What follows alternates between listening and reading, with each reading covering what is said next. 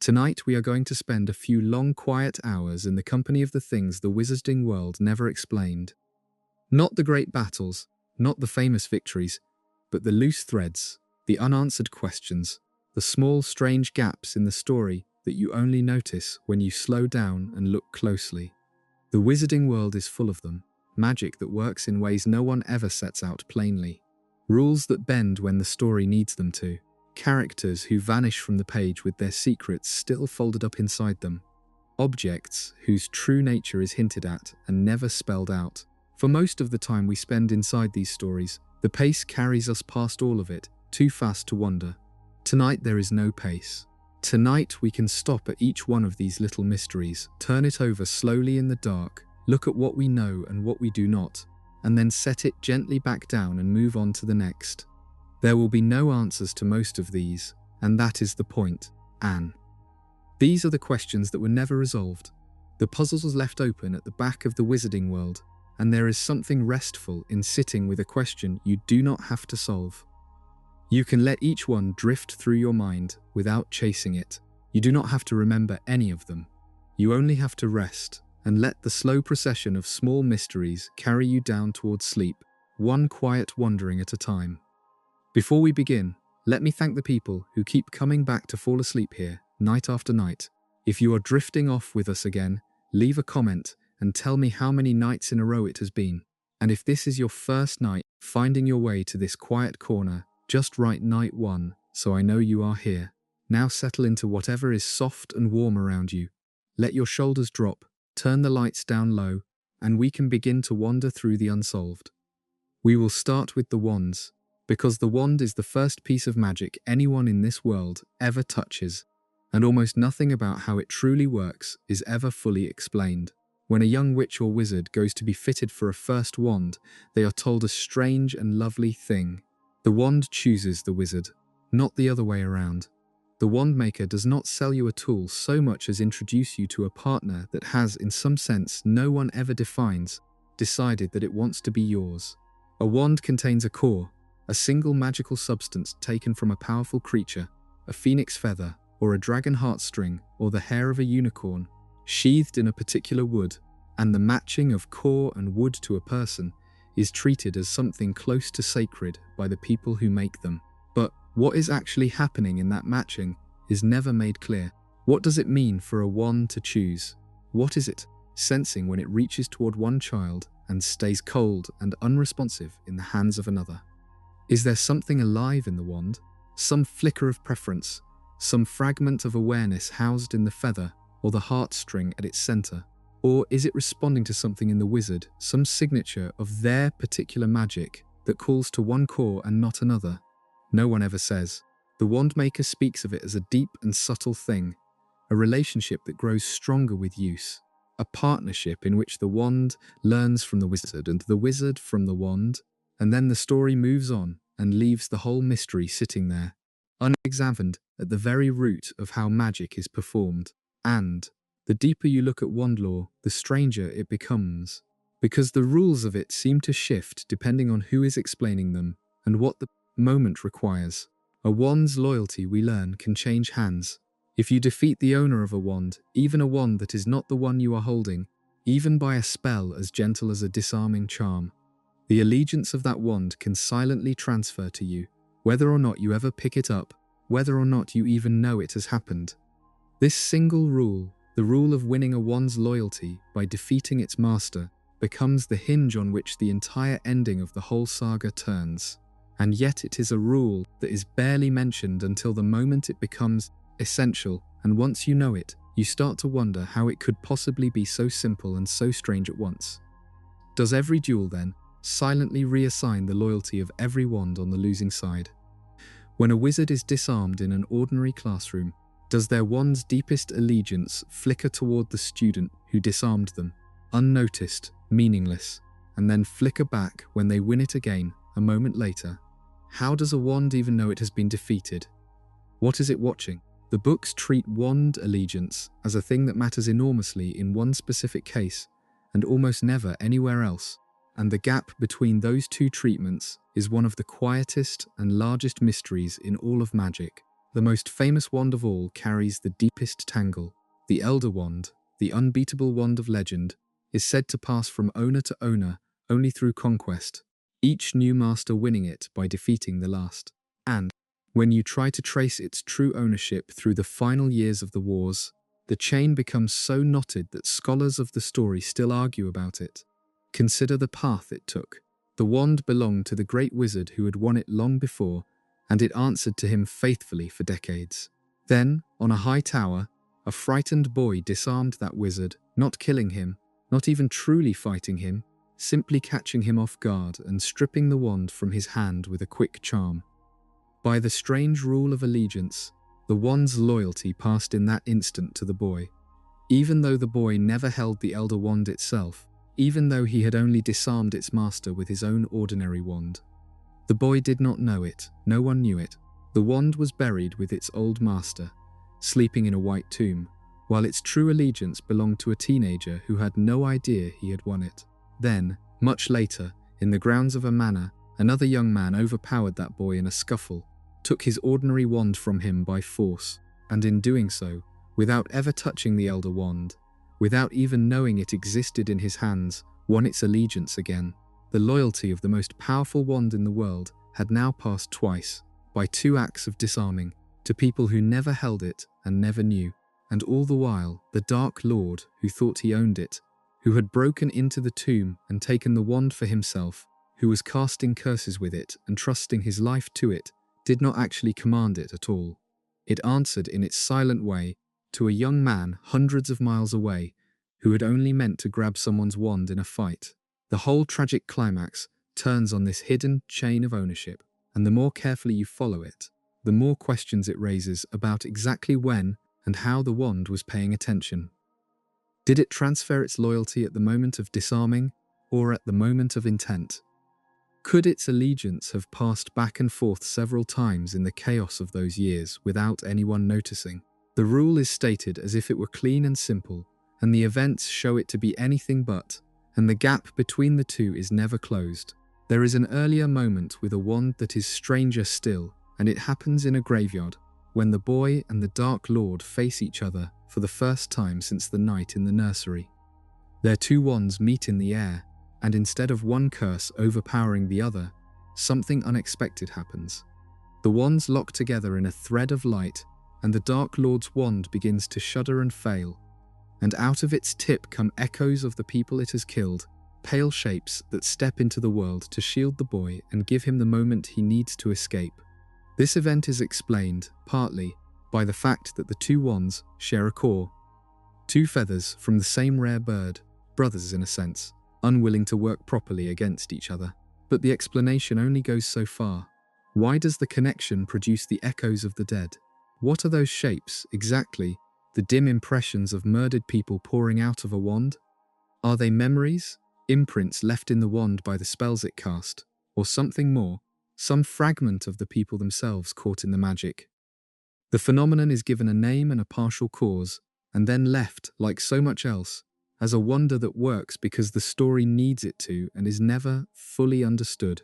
And the wand mysteries do not even end there, because there is the matter of what the boy's own wand does on a later night, acting entirely on its own, fleeing through the sky from a swarm of enemies, with the Dark Lord himself bearing down on him, riding the borrowed wand of one of his followers.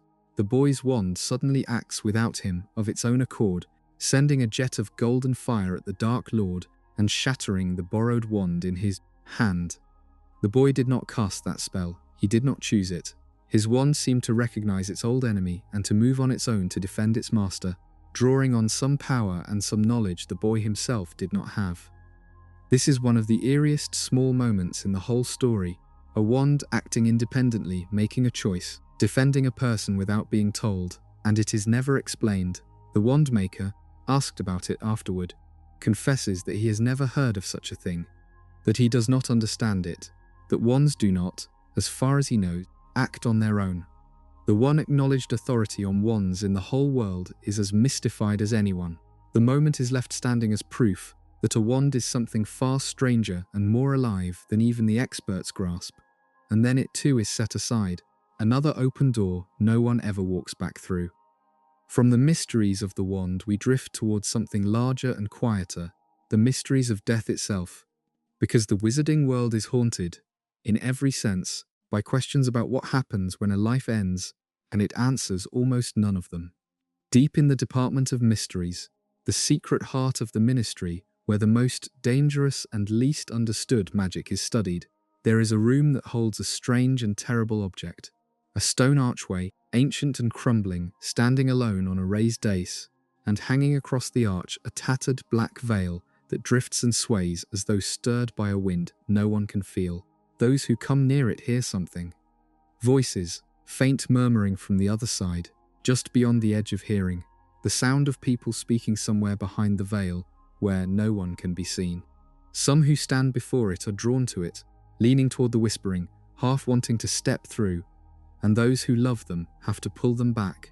And when a person passes through that veil, struck through it in the heat of a battle, they do not come out the other side. They are simply gone, beyond any reach, beyond any spell, beyond death itself, in a way that even the wizards who study death cannot explain. What is the veil? What lies on the other side of it? Whose voices are those murmuring just out of reach? Is it a doorway to whatever comes after life? A thin place where the world of the living presses against the world of the dead? Or is it something else? Some older and stranger thing the ministry found and built a room around and never understood? Anne. The people who work in that department have spent their careers studying it, and they have no answers, only the pull of it and the whispering, and the absolute finality of what happens to those who fall through. It sits at the center of the ministry like a held breath, the great unanswered question of the whole world, and the story lets you stand before it for a few pages and then leads you away with the mystery entirely intact. There is another place, glimpsed only once, that raises just as many questions. After the boy lets the Dark Lord strike him down in the forest, he finds himself in a strange bright stillness, a vast clean empty version of a place he knows, a railway station flooded with light and silence. He is somewhere between life and death, and there an old friend waits for him, and they talk, and the boy is given the choice to go on or to return. But what was that place? Was it real? An actual station on the border of whatever comes after? A true threshold where the recently dead pause before going on?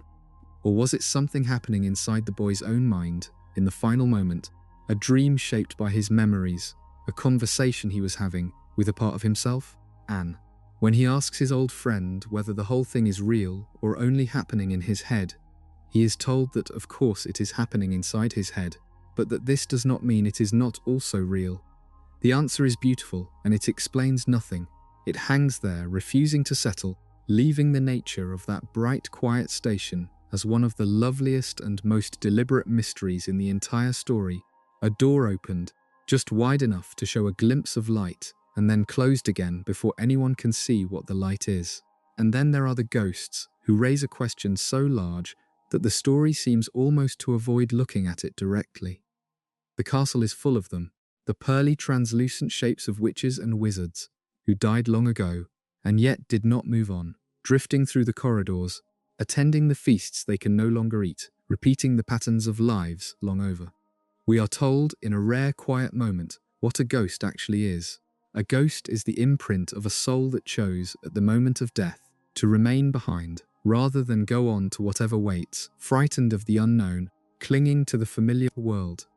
But this only deepens the mystery rather than solving it, because it means that every ghost is a person who was given a choice at the threshold of death and turned away from it. And it means that going on, for everyone else, leads somewhere the ghosts were too afraid to follow. What did they glimpse that frightened them so? Where do the souls who do not stay behind actually go? Why can only some witches and wizards become ghosts, and no ordinary people, and no creatures?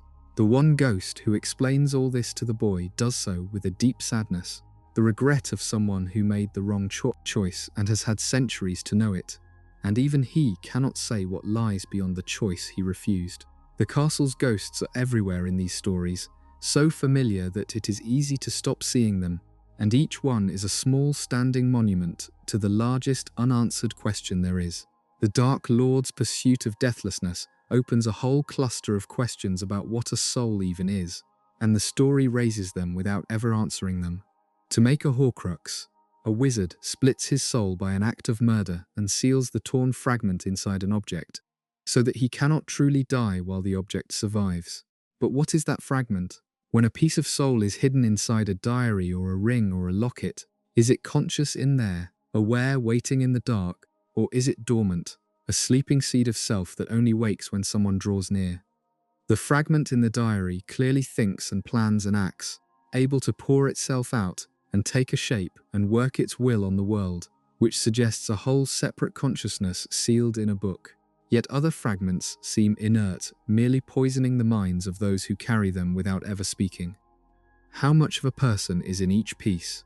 If the soul is split 7 ways, is there a complete self in each shard, 7 dark lords sleeping in 7 objects, or is the soul diluted, each piece a thinner and lesser thing than the last? And what does it mean for the main piece, the one still walking around in a body, to be missing so much of itself? The story shows us the horror of the practice and the toll it takes, the way the Dark Lord's very face and nature warp as he tears himself apart. But the actual mechanics of the soul, what it is and how it divides and what each piece knows, remain a darkness the books never light up. The resurrection stone deepens the same mystery from another direction. It is one of the 3 legendary deathly Hallows, a small dark stone that, when turned in the hand, is said to bring back the dead, and it works after a fashion. When the boy uses it in the forest, the people he has loved and lost appear beside him, his parents and his godfather and an old friend, and they speak to him, and they comfort him, and they walk with him toward what he believes will be his death. But what are they? They are not alive, not truly returned, not solid. They are something between memory and ghost, dim and quiet and kind, and when the boy lets the stone fall, they vanish. Are they the real souls of the dead, called briefly back across the border? Are they impressions, echoes, comforting shapes drawn from the boy's own longing? The old story that explains the stone warns that the dead it summons do not truly belong in the living world and suffer for being called back, which suggests they are real enough to suffer. And yet the boy's experience of them is gentle, a brief grace rather than a cruelty. The contradiction is never resolved. The stone does the impossible, reaches across death and brings something back, and exactly what it brings is left for the reader to wonder at in the dark. The legend of the 3 Hallows themselves is one more puzzle that the story deliberately refuses to settle. The legend tells of 3 brothers who met death on a lonely road and were each granted a gift, an unbeatable wand, a stone to recall the dead, and a cloak to hide even from death itself. And it tells of how the gifts destroyed the first 2 brothers, and how only the 3rd, who used his cloak humbly, lived to a great age and met death as an old friend. The boy hears this as a children's story, a fable. And then, one by one, the 3 objects turn out to be real, scattered through the world, genuinely existing, genuinely powerful. So was the fable true? Did death really stand on a bridge and hand out gifts? Or were the 3 Hallows simply made by 3 unusually gifted brothers long ago and dressed up afterward in a myth? The story leaves both possibilities open and lets them sit side by side, the literal and the legendary, never confirming whether the figure of death in the story was real or only a way of speaking. It is one of the most careful evasions in the whole world, a question the books raise loudly and then walk away from with a small knowing silence, because some mysteries are more powerful left unsolved. If death is the largest of the unanswered questions, love is the one the wizarding world leans on most heavily while explaining it least. The whole story turns again and again on the protective power of love, and yet love is the one kind of magic that is never given rules, never taught in any class, never written down in any book of spells. It begins on the night in the nursery when a mother dies to save her son, and, in dying, wraps him in a protection so powerful that the killing curse rebounds and the Dark Lord is destroyed. Anne. We are told that this happened because she chose to die when she could have lived, that her sacrifice left a shield in the boy's very skin, a charm written into his blood by love. But the more you press on this, the more it slips away. Mothers and fathers have surely died for their children before, in this world full of war and murder, and the Dark Lord himself had killed many of them. Why did this sacrifice of all sacrifices leave so unique and lasting a mark. The boy's father had died moments earlier, also trying to protect his family, also choosing to stand and fight when he might have fled, and his death left no such shield. What was different about the mother's death? And the story suggests the difference lay in the fact that the Dark Lord gave her a choice, told her explicitly to stand aside and live, and that she refused, so that her death was a pure and deliberate act of substitution, rather than the chaos of battle. But this is a fine and slippery distinction, and it is never laid out as a rule, never made into something repeatable.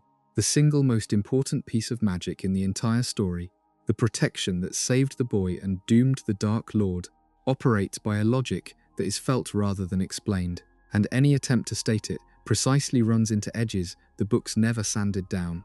Love appears again and again as a force with real power and no clear mechanics. It is named as the power the Dark Lord knows not, kept behind a locked door in the Department of Mysteries, a force the researchers there study and cannot contain, described as more wonderful and more terrible than death, than human intelligence, than the forces of nature.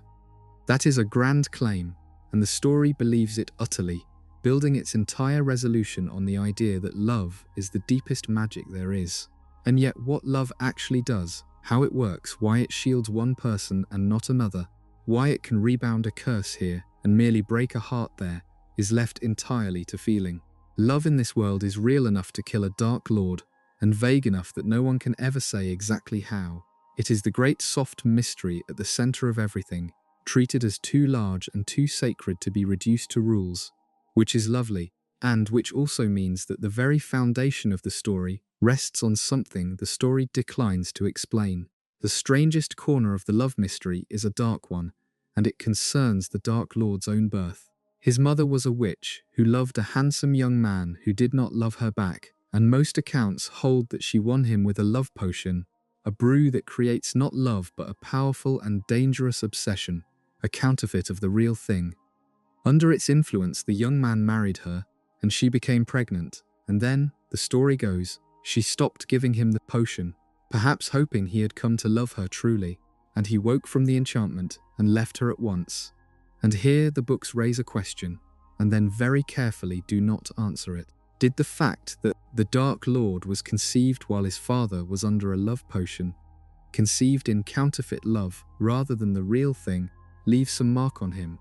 Was his lifelong inability to understand love, to feel it or value it or even recognize it, somehow rooted in the loveless circumstances of his own making?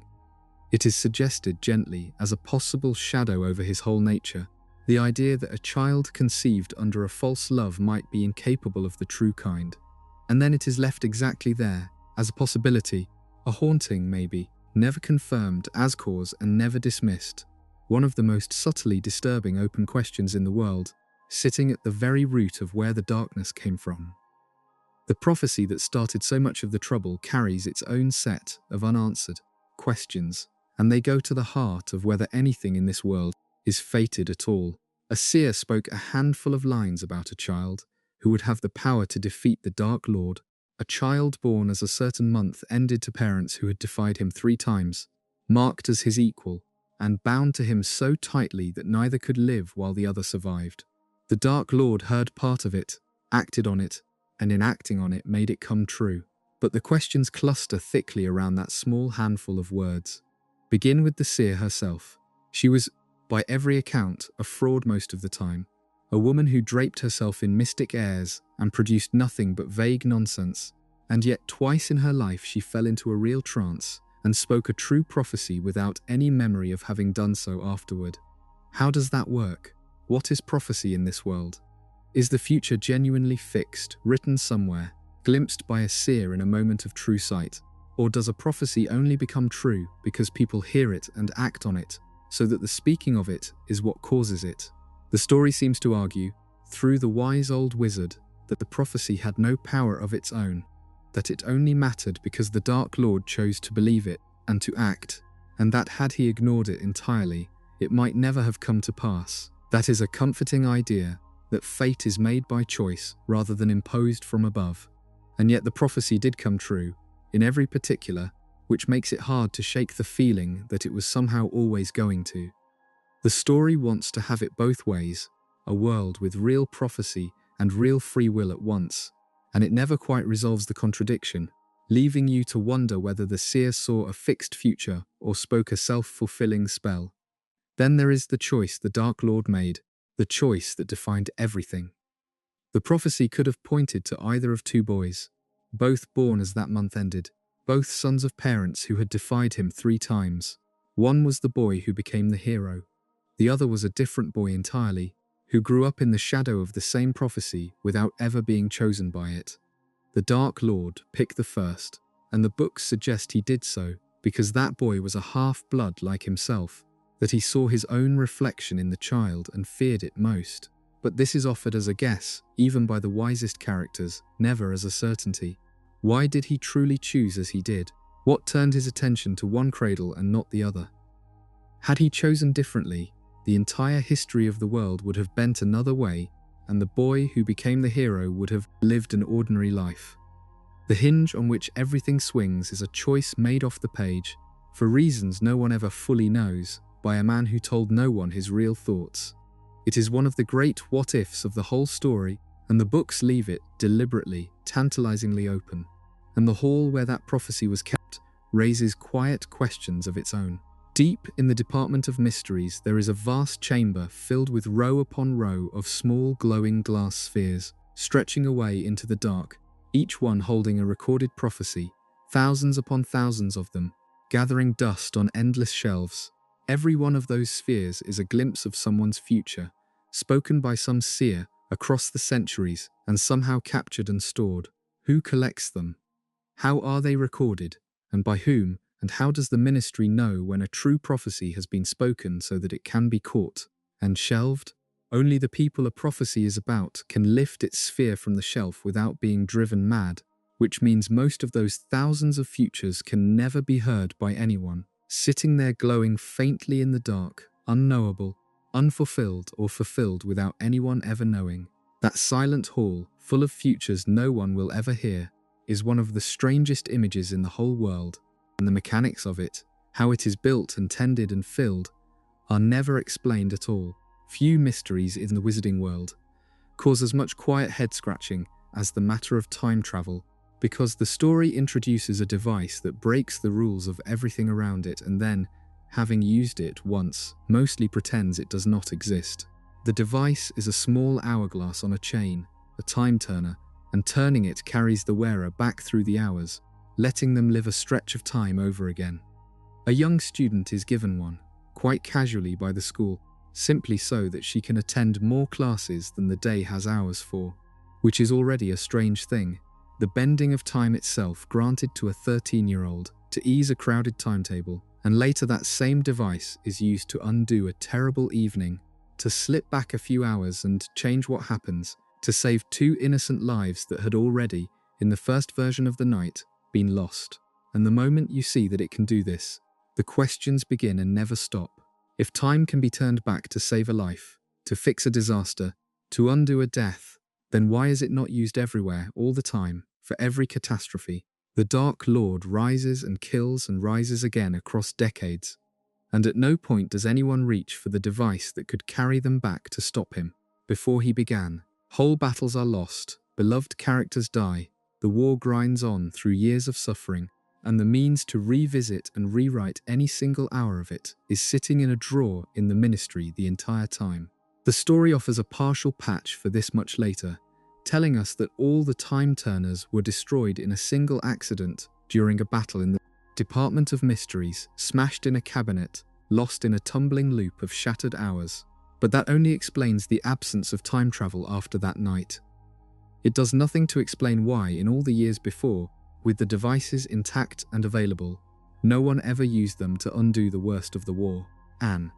There are hints of essence buried in the way the device behaves, a suggestion that the timeline cannot truly be changed, that whatever you do in the past has always already happened, that you were always there, that the loop is closed and fixed and cannot be broken. Anne. When the students travel back, they do not change events so much as fulfill them, doing the things that, it turns out, had always been done by mysterious unseen hands the first time through.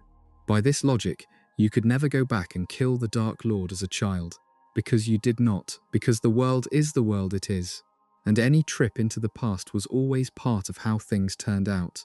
That is an elegant idea, and the story flirts with it, but it never states it as a firm rule, and it sits uneasily beside the fact that the students clearly do save lives that were, in the first telling, lost. Were those lives ever truly lost? Then, or only seemingly so, was the rescue always going to happen? The mechanics wobble, and the books, having opened the enormous door of time travel and glimpsed the chaos beyond it, then close it again, smash the devices, and steer the story firmly back into a world where time runs one way and the dead stay dead. The cleanup is convenient, and it leaves the deepest questions about time in this world permanently unanswered. We turn now from the grand abstractions of time and death and love to the place where most of these stories live, the castle itself, because the school is not merely a setting. It behaves, more and more the closer you look, like something half alive, full of magic, that no one in the building seems able fully to explain, including the people who have taught there for 50 years. Consider the room that appears only when it is needed. Somewhere in the castle there is a chamber that is not always there, a space that shapes itself to the need of whoever walks past it 3 times wishing for it, becoming whatever that person requires, a place to hide something, and it becomes a vast cathedral of hidden things piled up over centuries, a place to practice, and it becomes a training hall stocked with exactly the right cushions and books and instruments, a place to simply not be found, and it becomes a refuge with hammocks and water and shelter for dozens. How does it do this? Where does the room get the things it conjures? The furniture and the food and the objects, and are they real or made, lasting or fleeting?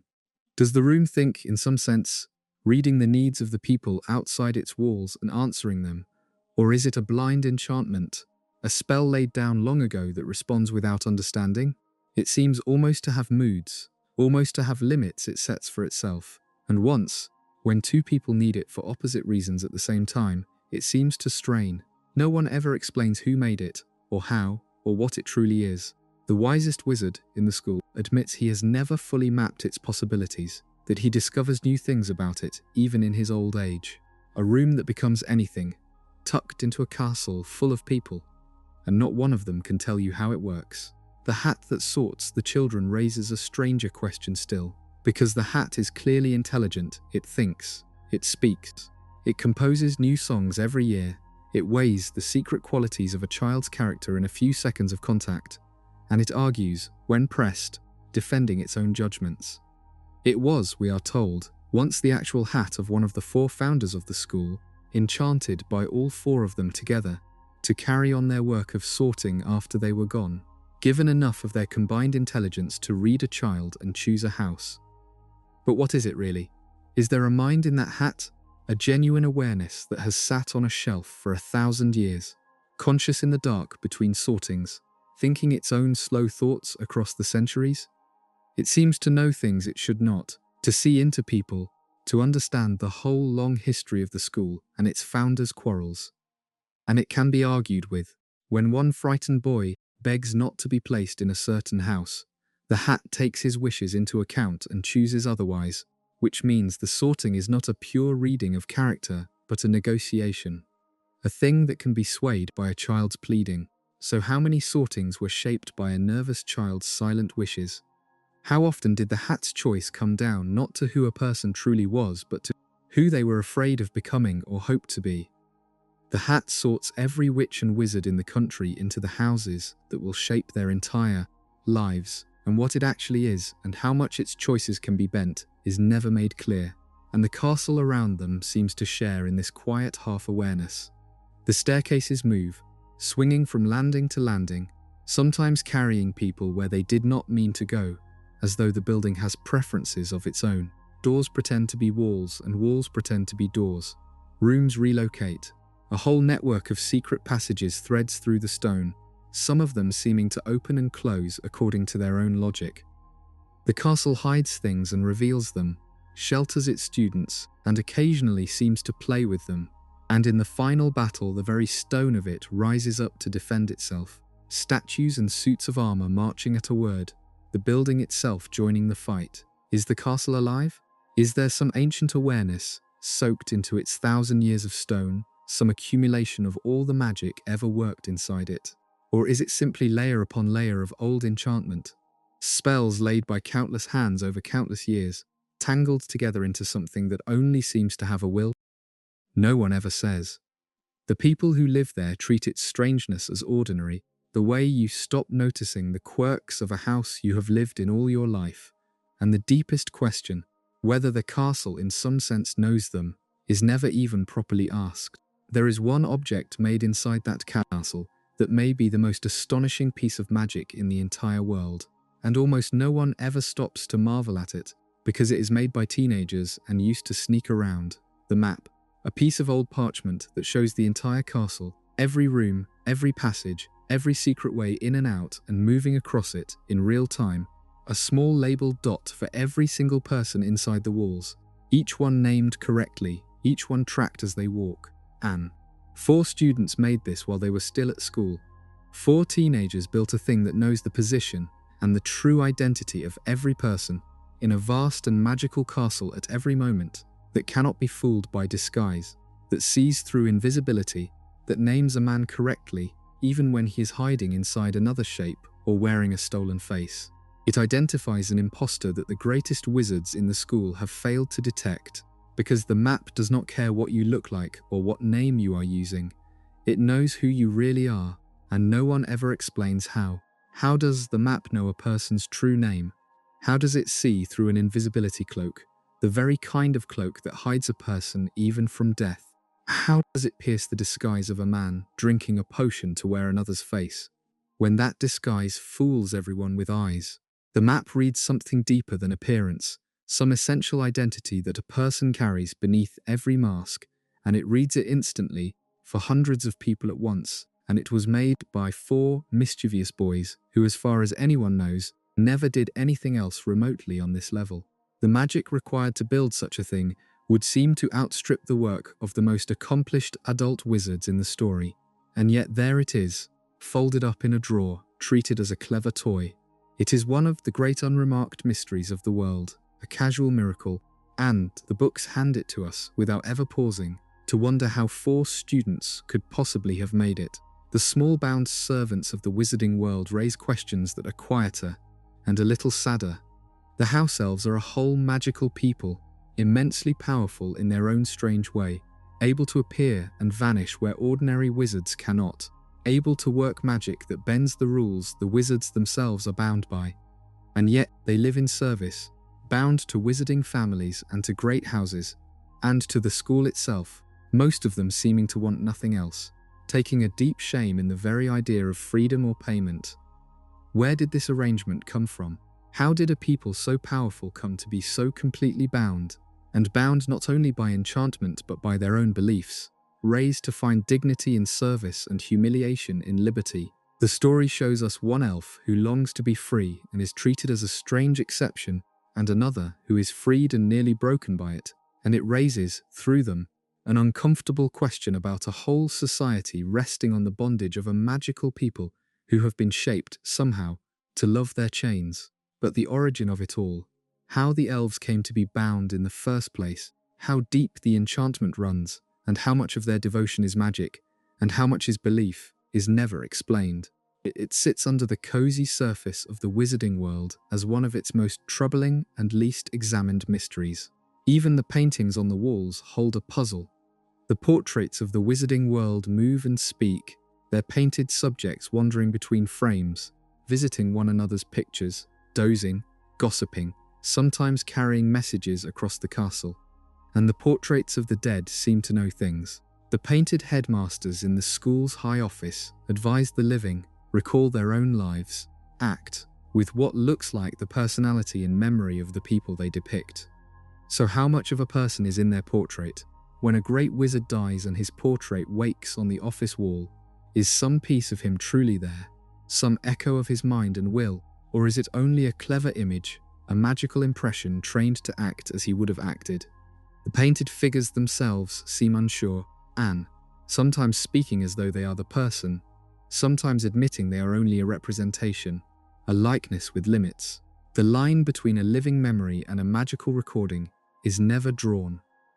Whole conversations with the dead happen through these frames, and whether the dead are in any sense really present in them is a question the story raises every time a portrait opens its mouth and never once answers.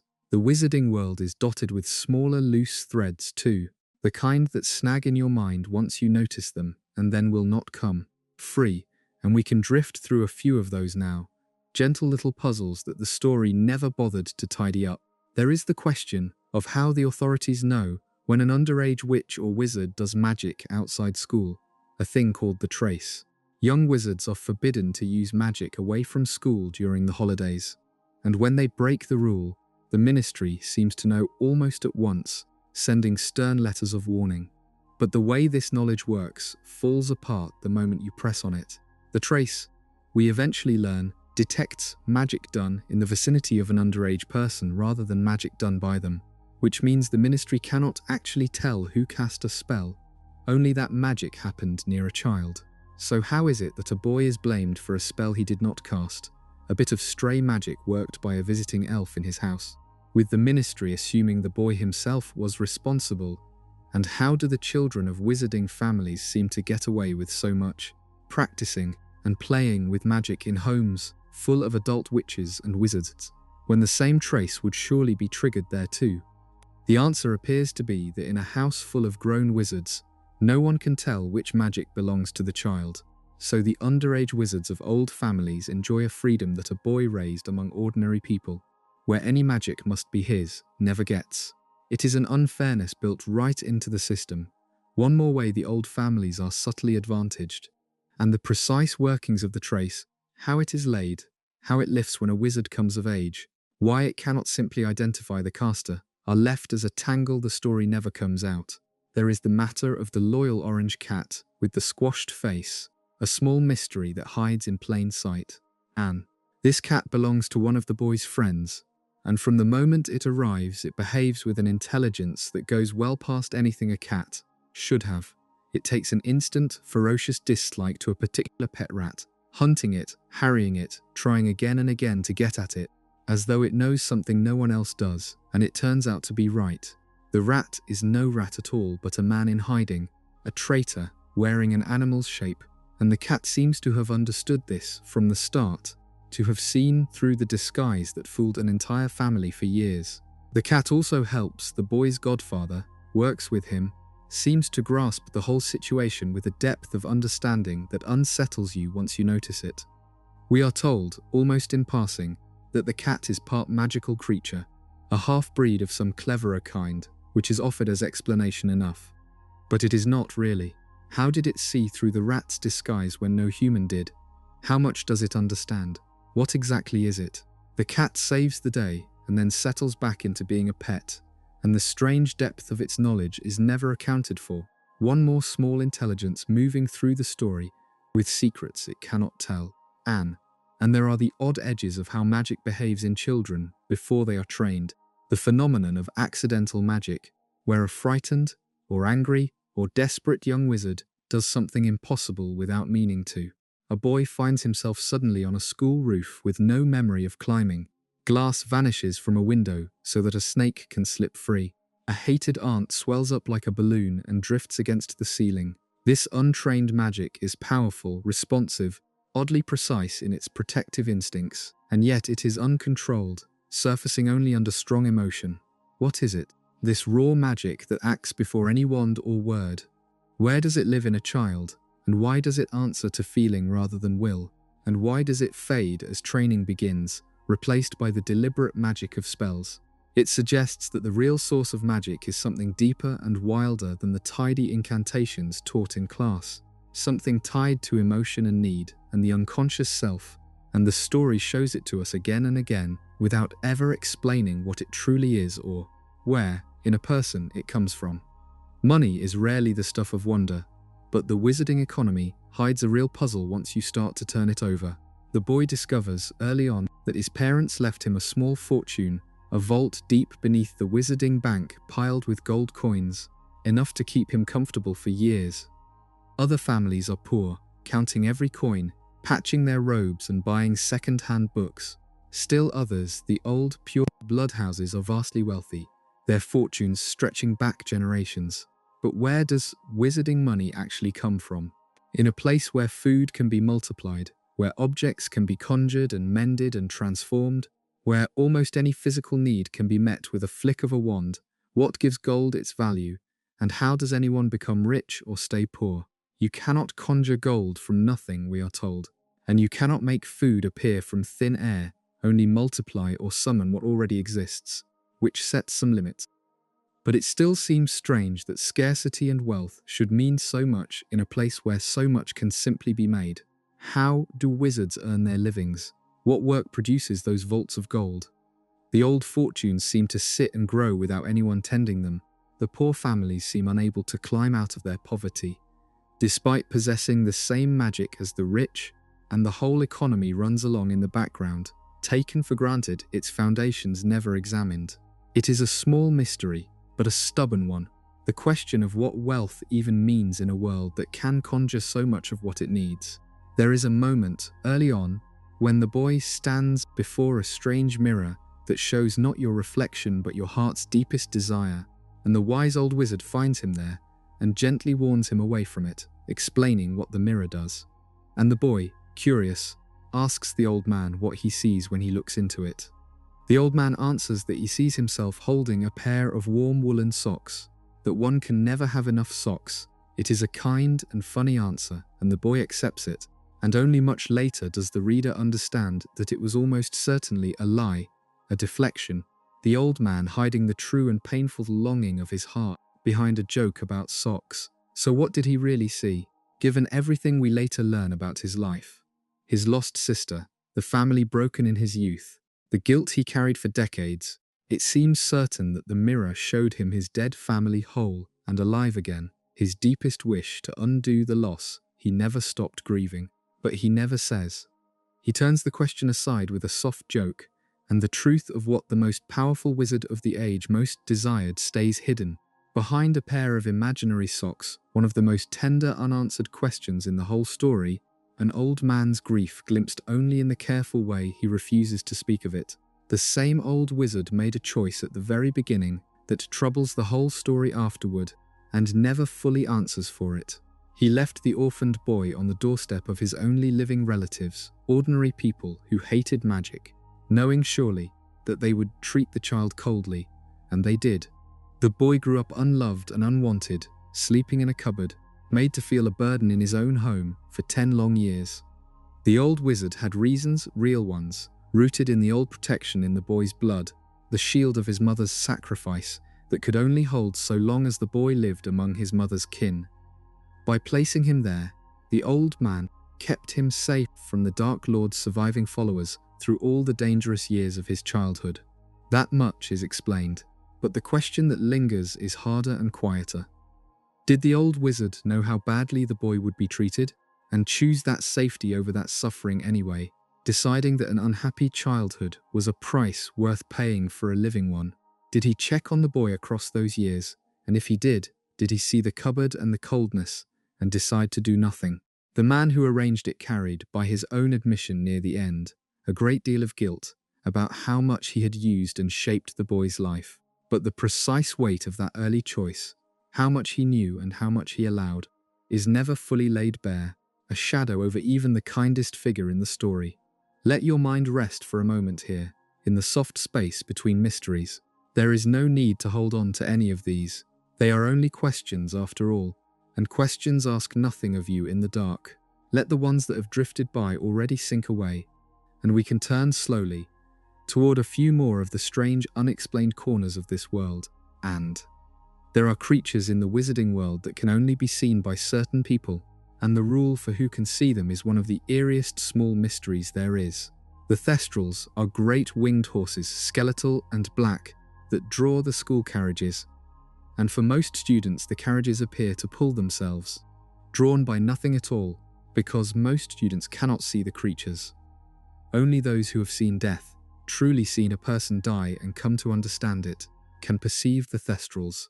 The boy cannot see them for years, and then, after he has watched someone die before his eyes, they suddenly become visible to him, as though a veil has been lifted. It is a haunting idea that grief and loss change what your eyes can perceive, that there is a whole layer of the world that opens to you only once you have stood beside death. But the rule is stranger than it first appears, because it is not simply about witnessing a death. It is about having absorbed it, understood it, let the fact of it settle into you. A young child who watches a parent die, but is too small to grasp what has happened, does not see the thestrals until years later, when the meaning of the loss has finally landed. So the creatures respond, not to what the eye has seen, but to what the heart has understood, which means they are keyed to something deep and internal, some shift in a person's relationship to death itself. How does a horse, or the magic that governs it, know whether a person has not merely seen death but understood it? What is being measured, and by what? The thestrals drift through the story as a lovely melancholy image, and the precise magic of their visibility, tied somehow to the inner life of grief, is never explained at all. The scar on the boy's forehead is its own deep mystery, and it grows stranger the longer the story goes on.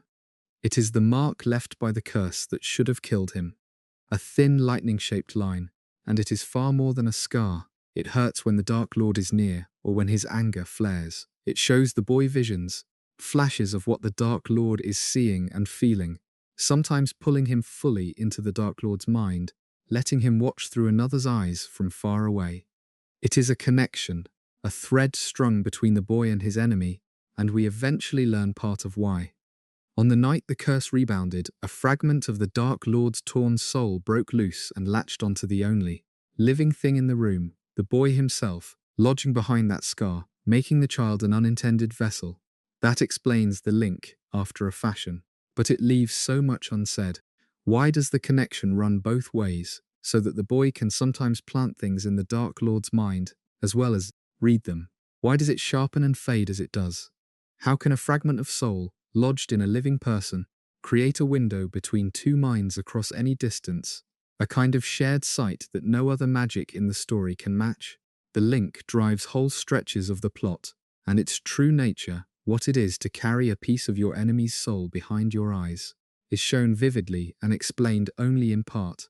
And there is the gift that unsettles everyone around the boy, his ability to speak to snakes. The language of serpents, called parseltongue, is a rare and feared talent, associated for centuries with dark wizards and with the founder whose symbol was the snake. The boy can speak it without even knowing he is doing so, slipping into it as though it were ordinary speech, unable at first to tell the difference. We learn that this ability came to him from the Dark Lord, transferred on the night of the curse, along with the fragment of soul, a borrowed gift carried across with the borrowed piece of self. And when that fragment is finally destroyed at the very end, the ability is said to leave him with it.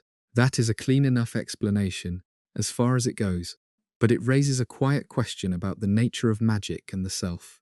If a talent can be carried into a person on a scrap of someone else's soul, and can leave again when that scrap is removed, then what else might travel that way? How much of who we are is housed in the soul, and how much can be passed from one person to another through such dark and accidental means?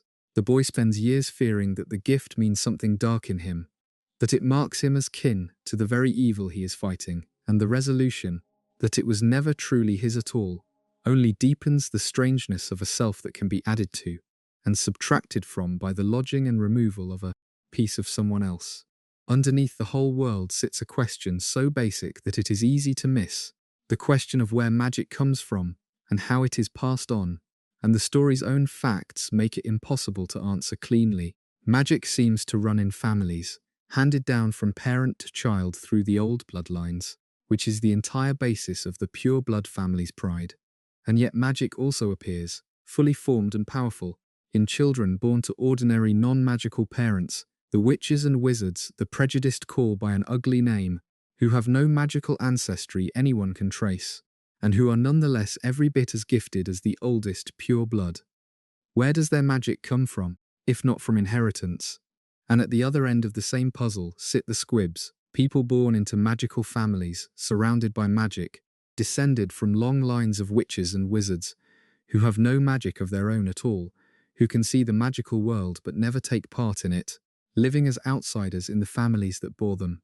If magic is inherited, how is a squib born to two powerful wizards? If magic is not inherited, how does it run so clearly through the old families?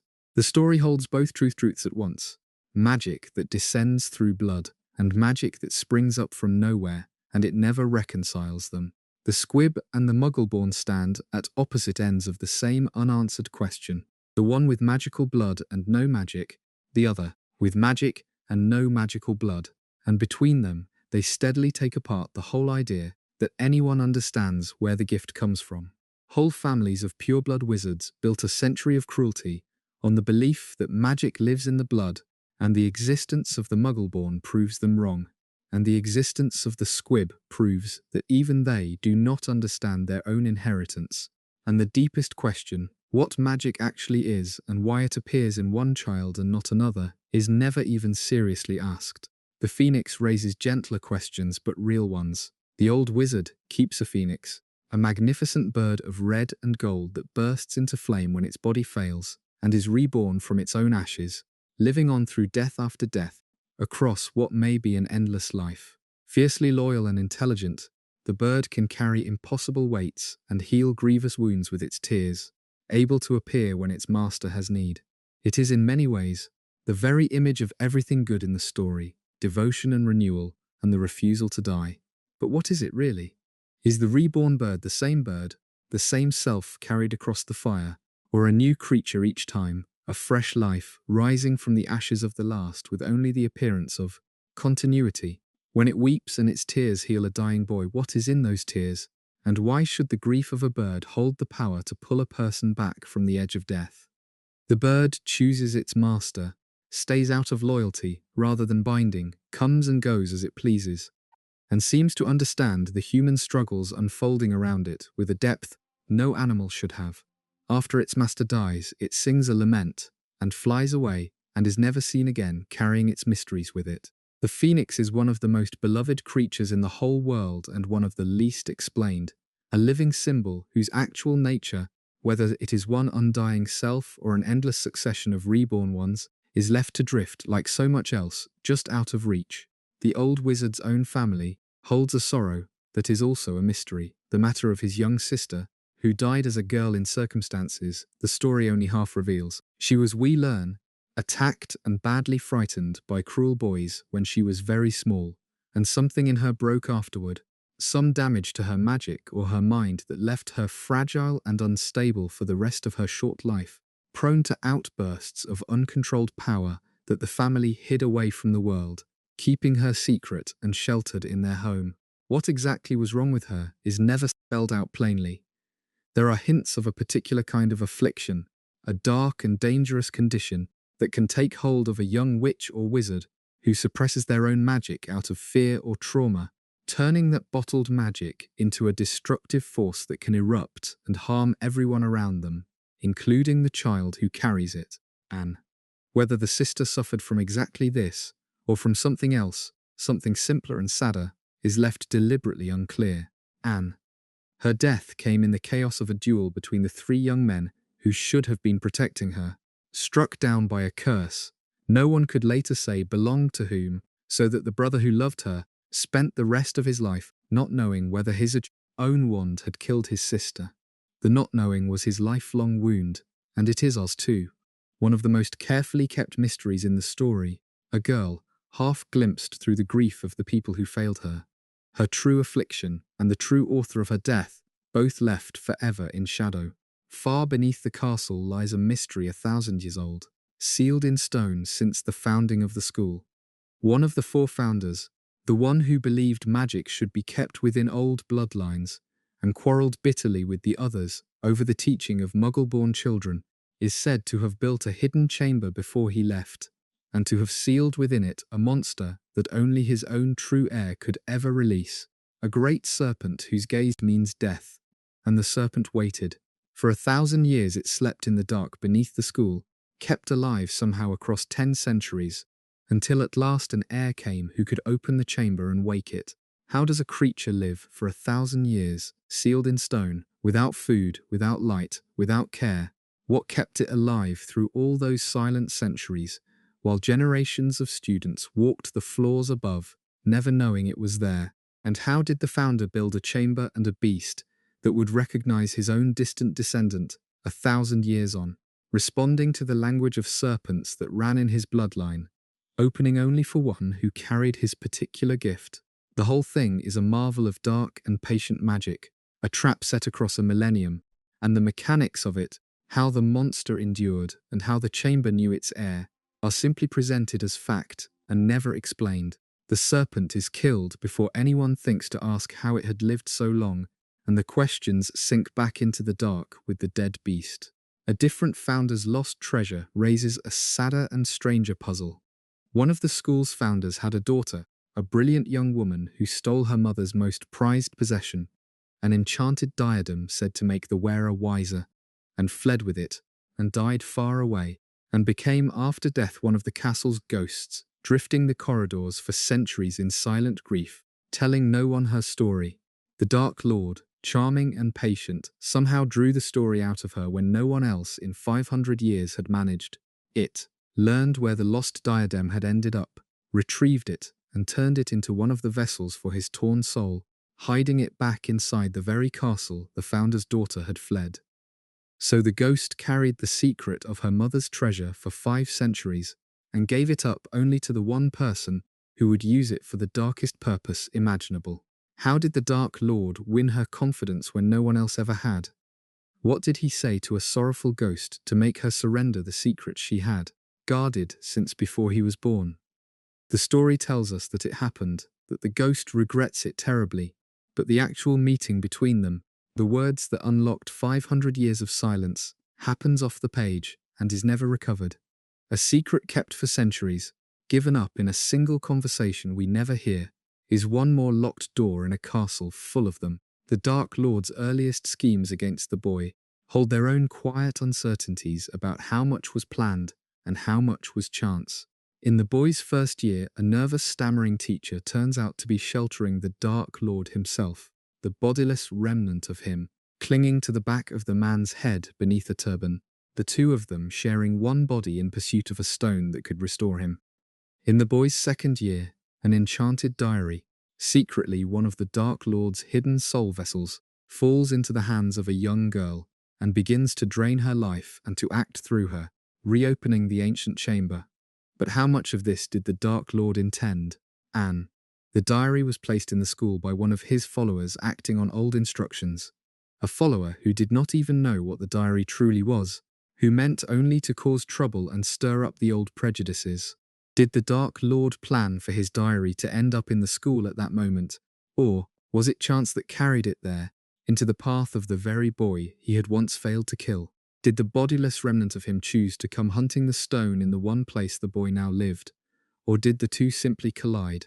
The story leaves the degree of design unclear, so that you can never quite tell, across those early years, how much was the Dark Lord's careful plotting, and how much was the strange gravity that seemed to keep pulling him and the boy together no matter what either of them intended. That gravity itself, the way the two of them are drawn back into each other's paths again and again, is perhaps the largest unspoken mystery of all. A sense of fate hanging over a story that insists fate is not real. The cloak the boy inherits from his father seems at first like a simple wonder, a garment that makes the wearer invisible, and only slowly does it reveal itself as something far rarer and stranger. Ordinary cloaks of invisibility exist in the wizarding world, but they are imperfect things, fraying over the years, their enchantments fading, their concealment growing patchy with age, able to be seen through by certain spells and certain eyes.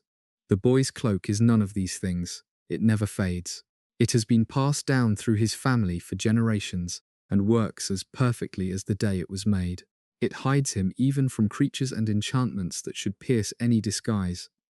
It is, we come to understand, no ordinary cloak at all, but one of the 3 legendary Hallows, the very cloak from the old story of the brothers and death, a garment said to hide its wearer even from death itself.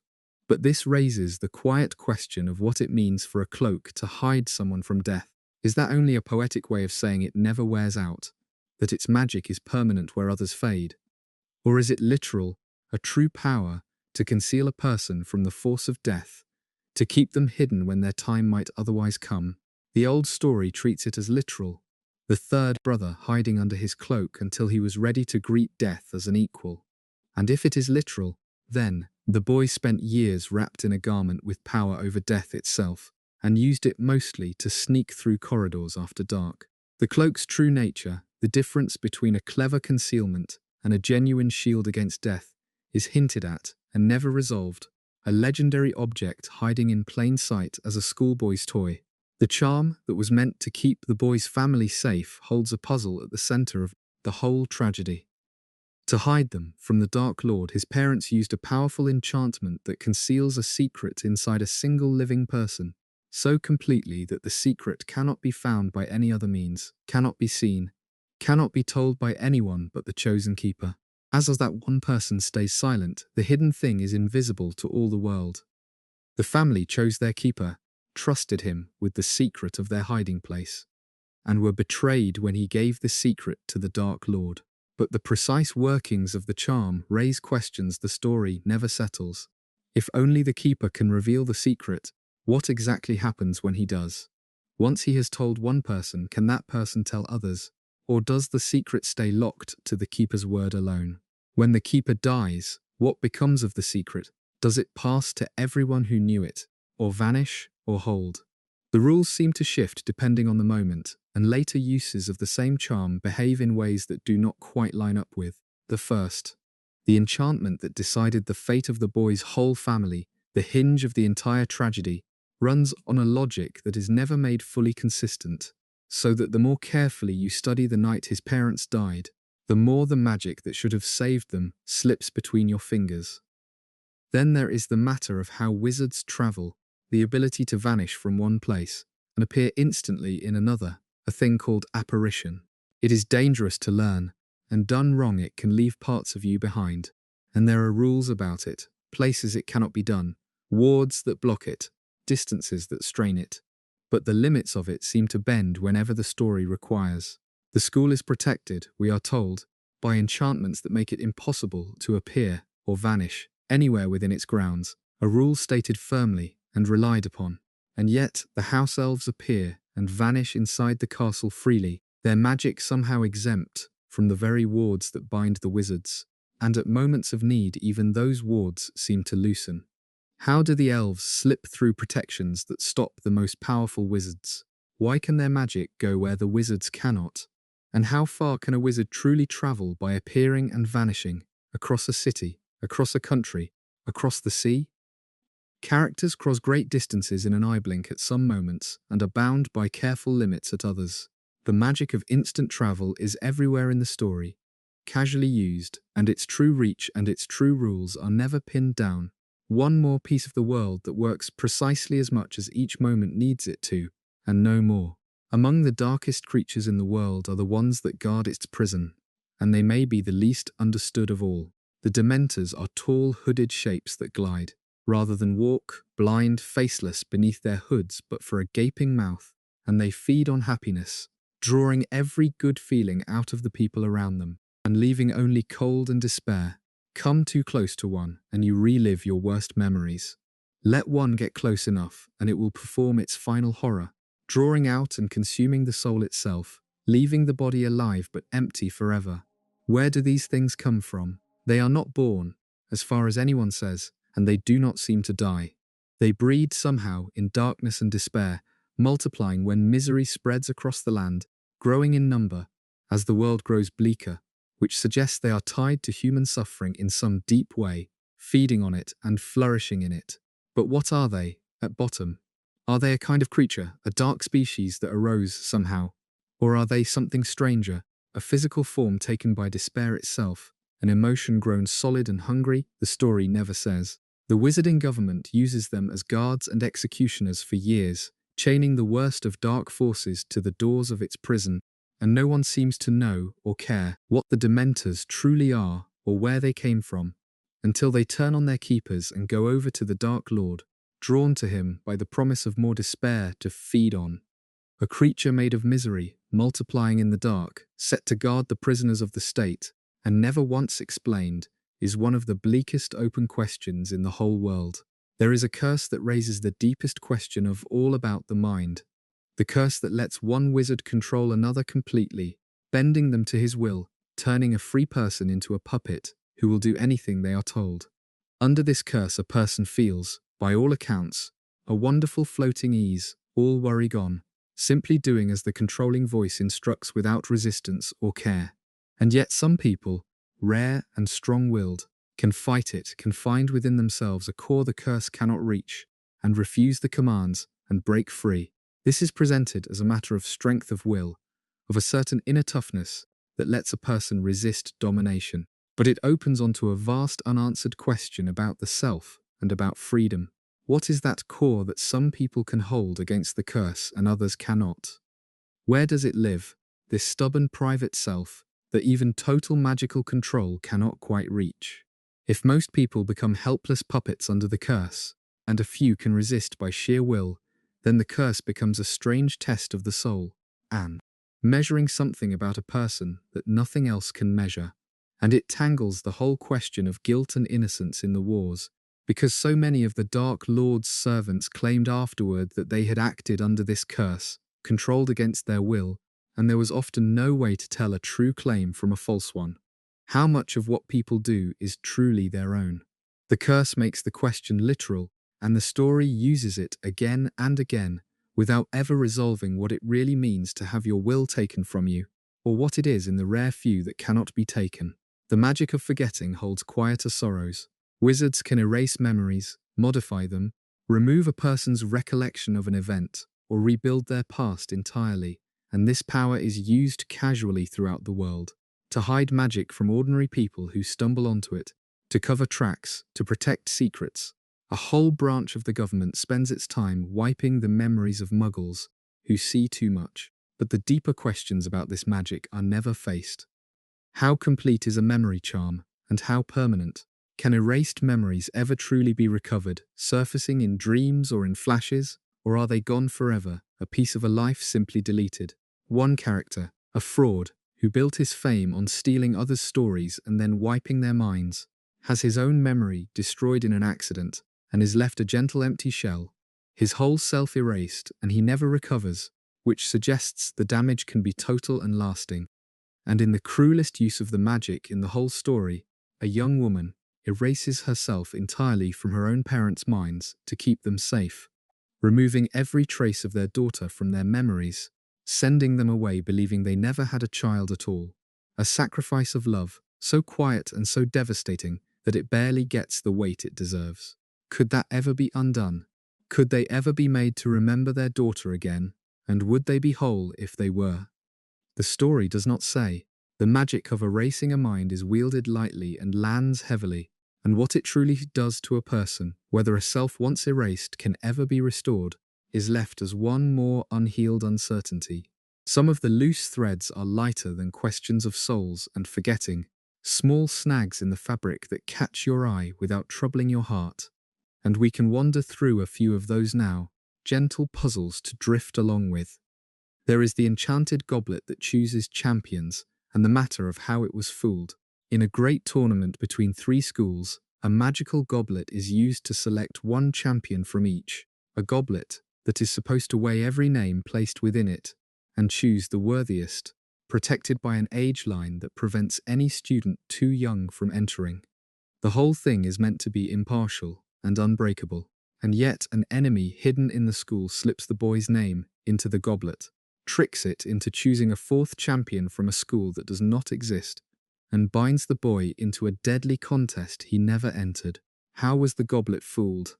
It is an object of great power, charged with making a fair and binding choice, and it is bent to a stranger's purpose by a clever trick, made to select a name it should never have considered, Anne.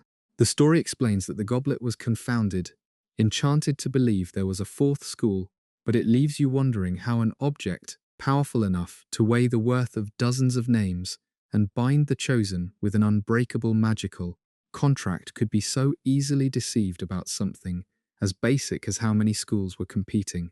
The mechanics of the goblet, how it chooses and how it binds and how it can be tricked, are never properly laid out, and the fairness of the whole contest rests on an object whose workings the story keeps vague. There is the puzzle of the giants and those descended from them, which raises quiet questions about how the magic of size even works. The world contains true giants, enormous beings many times the height of a person, and it also contains people of mixed giant and human blood, half-giants, who are very large but not impossibly so, able to live among ordinary people as simply very big folk. The gentle keeper of the school grounds is one such person, the child of a human father and a giant mother, and a great lady who heads another school is another. But how does the blood of a being many times human size mix with human blood to produce someone merely tall? How does a human parent and a giant parent even produce a child at all, given the impossible difference in their sizes? The story treats it as a simple matter of heredity, a large person being the natural result of one giant parent, but the more you think about the actual scale of it, the stranger it becomes, a quiet biological mystery folded into the background of the world, and never examined, because to examine it would be to notice how little sense it makes. There is even a small mystery in the way the post arrives. Wizards send their letters by owl, and the owls always find their target, no matter where the person is, no matter whether they have an address, no matter how hidden or how far away. An owl can be given a name and will carry a letter across the country to a person it has never seen, in a place no one has told it, even to someone deliberately concealed. How do the owls know where to go? What magic guides them to a particular person anywhere in the world, with nothing to go on but a name? When the boy is in hiding, the post still finds him. When people travel, their letters follow. The owls find their way by some power of unerring delivery that is never explained, simply accepted, a small daily miracle treated as ordinary as the rain. It is the kind of thing you never question while the story moves, and then, in the slow quiet of a night like this, you realize that the entire postal system of the wizarding world runs on a magic no one ever describes. Birds that always know exactly where a person is, even when that person has made certain that no one else does. And there is the simple wonder of flight, the broomstick that carries a witch or wizard into the air and holds them there against all sense, responsive to the lightest touch, capable of great speed and sudden stops and steep dives. How does it work? What enchantment lets a length of wood and twigs defy the pull of the earth, bear the weight of a person, climb and bank and hover? The finest brooms are spoken of the way fine instruments or fast machines are spoken of, with admiration for their craft and their speed, and the making of them is clearly a skilled and secret art. But the actual magic of flight, what holds the broom up, what it is pushing against, how a bundle of bristles becomes a thing that flies, is never explained at all. Wizards take to the air as easily as walking, and the deepest question of how, the magic that simply cancels the weight of the world, is one more thing the story shows on every other page and never once accounts for. The potions of the wizarding world hold their own knots of unanswered logic, and one of the strangest concerns a brew that lets a person take another's exact appearance. Drink it with a piece of someone added in, a hair, a nail, and for an hour you become them, your face and body and voice reshaped into a perfect copy. It is used throughout the story to slip past enemies, to impersonate, to deceive. But how complete is the change, and how far does it go? Does it copy only the outside, the skin and the shape, or something deeper? When a person takes another's form, they keep their own mind, their own memories, their own self, wearing the stolen body like a costume, which suggests the change is only skin deep, and yet it is perfect enough to fool people who know the copied person intimately, perfect enough to fool magical detection, perfect enough that an imposter can live for an entire year inside another man's shape and never be caught. Where is the line? Could the brew copy a person so completely that it captured their voice and their mannerisms, or must the impersonator supply those by skill? And what would happen if you took the form of a person who was dead, or used it on yourself across many years? The potion is treated as a reliable tool of disguise, and the strange questions it raises about where a person's identity actually lives, in the body or in the self, are passed over without a glance. There is a potion of pure luck, a small vial of liquid fortune that makes everything go right for the one who drinks it, every chance falling in their favor, every instinct guiding them true, every accident bending toward their good for a few golden hours. A boy drinks it and walks through an evening in which every door opens, and every word lands, and every coincidence serves him. But what is luck? That it can be bottled and drunk. Does the potion change the world around the drinker, nudging events into a happier shape, bending probability itself? Or does it change the drinker, sharpening their instincts, guiding them unconsciously toward the choices that will work out, so that they make their own luck without knowing it? The story shows it working, but never explains which it is, whether the potion reaches out and rearranges the world or reaches in and perfects the person. And it raises the dizzying thought of what such a thing would mean if it were common, a brew that lets you buy a few hours in which you cannot fail. It is brewed rarely and used sparingly and treated as dangerous in excess. And the deepest question, whether luck is something out in the world or something inside us, is poured into a vial and swallowed and never examined. And running underneath the whole long war is a question that the existence of a certain potion makes impossible to ignore. There is a truth serum in the wizarding world, a potion that forces the one who drinks it to answer any question honestly, to speak only the truth. It exists, it is known, it is used occasionally in interrogations. So why, in all the years of suspicion and betrayal and hidden loyalties, is it not used to settle everything? When an innocent man is thrown into prison without a trial, blamed for crimes another committed, why is he never given the serum that would have cleared him in a sentence? When the loyalty of a spy is in doubt, when followers of the Dark Lord claim to have been controlled against their will, when the whole war turns on who can be trusted, why does no one simply administer the truth and end the doubt? The story offers scattered patches, suggestions that the serum can be resisted by a skilled enough mind, that its use is restricted, that a wizard trained in guarding his thoughts can fool it. But these patches never fully cover the whole. A world with a working truth potion should have very few unsolved crimes and very few hidden traitors. And this world is full of both. And the gap between the tool that exists and the tool no one uses is one of the quietest and most stubborn mysteries in the whole story, a question mark hanging over every trial that went wrong and every loyalty that stayed hidden when a single forced sip of truth could have laid it bare. The mind itself is a battlefield in the wizarding world, and the magic that governs it raises questions the story leans on heavily and explains, only in part. There is an art of reading minds, of looking into another person and seeing their thoughts and memories, called legilimency, and a matching art of defending the mind, of closing it off and hiding what lies within, called occlumency. The Dark Lord is a master of the first, able to sense lies, to pluck truth from the minds of those around him, to feel the emotions of people far away through the link he shares with the young boy. A few others can do it too, reading the surface of a mind with a look. And this raises a question that hangs over the entire war. If the Dark Lord can read minds, how does anyone ever deceive him? How does his most important servant, the spy who works against him for years from within his closest circle, sit across from a master mind reader again and again and keep the deepest secret imaginable hidden, the secret that he is loyal to the other side? We are told the spy is a master of occlumency, of sealing his mind, of showing the Dark Lord only what he wishes him to see. But how does that actually work? How does a person hold a false self steady before someone who can feel the texture of their thoughts, present a calm surface while concealing a heart full of treason, and never once slip in all those years? The art of guarding the mind is the thread the whole secret war hangs from, and its actual workings, how a mind can be closed against a master who reads minds for a living, are shown to be possible and never truly explained, and that spy is, in the end, the largest character-shaped mystery in the whole story, the question the entire saga is secretly built around. For years his loyalty is the great uncertainty, and even the people who trust him cannot fully say why.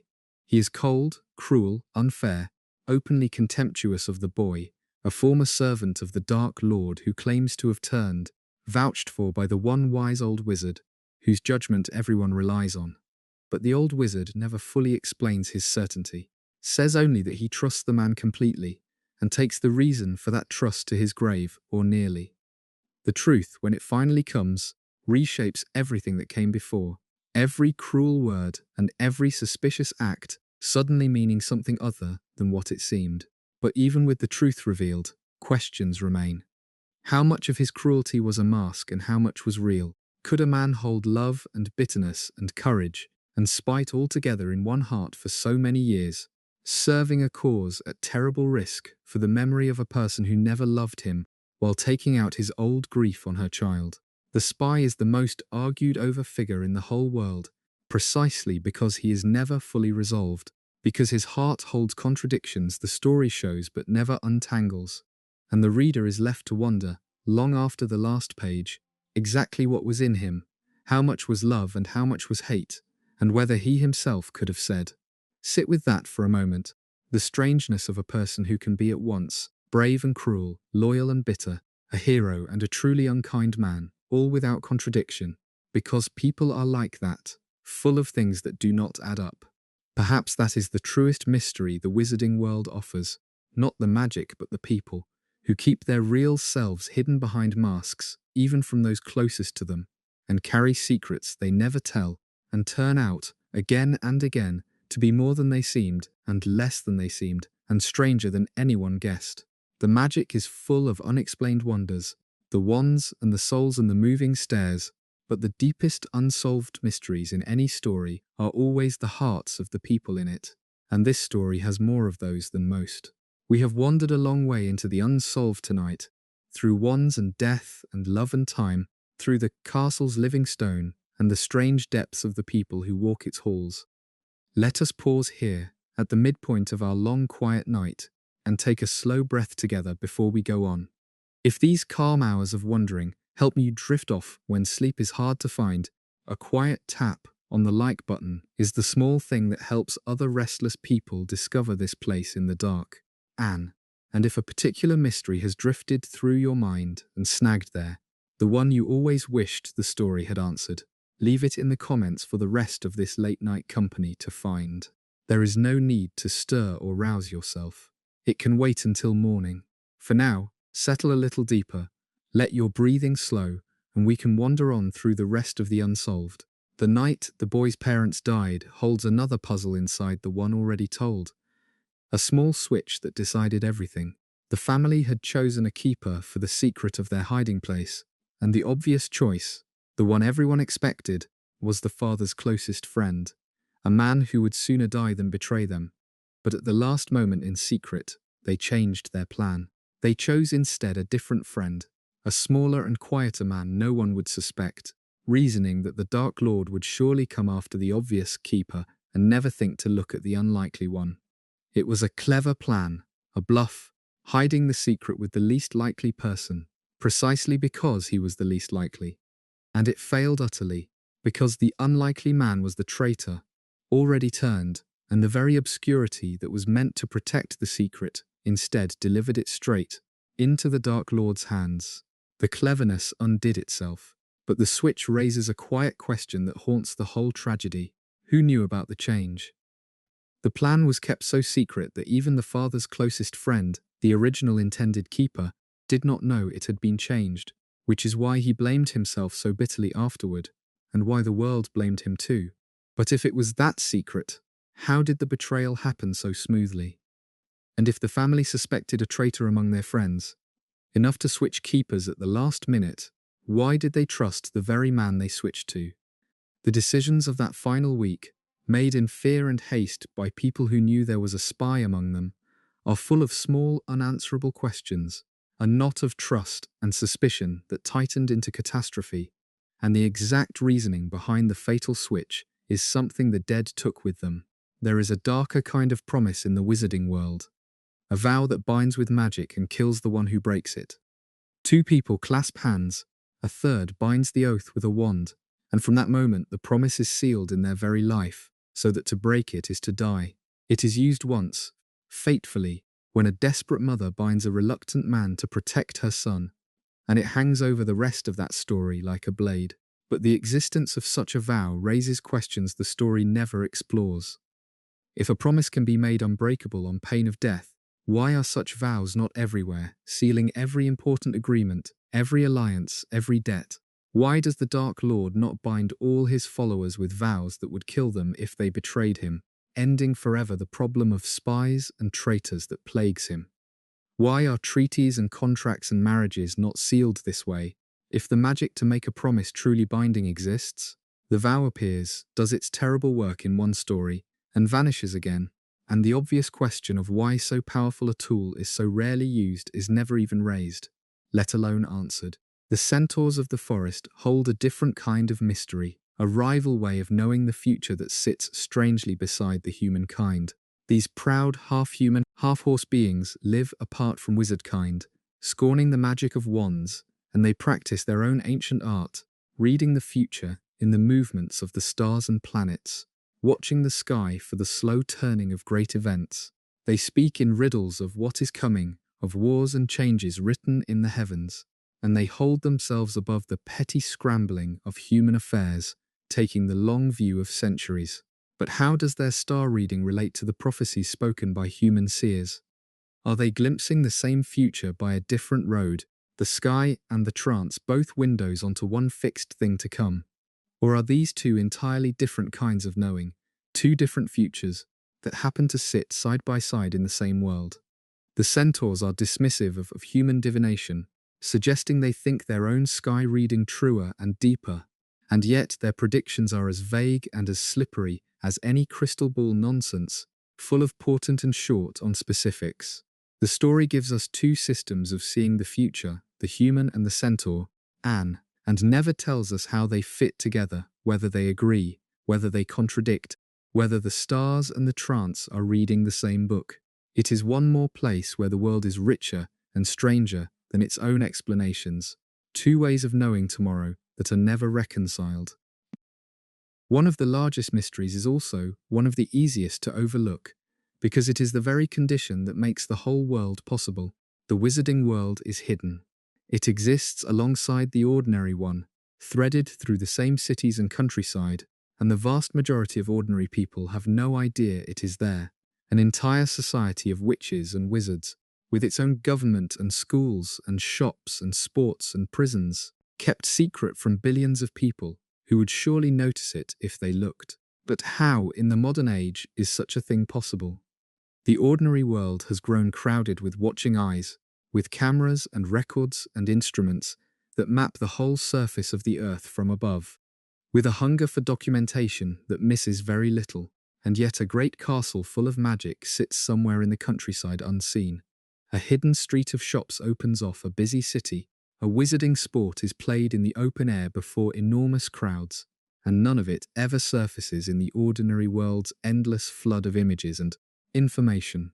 The story tells us the secrecy is maintained by enchantments, that magical places are hidden from ordinary sight, that anyone who stumbles onto magic has their memory wiped, that the whole apparatus of concealment is tended by a department devoted to nothing else. But the scale of it strains belief the more you think about it.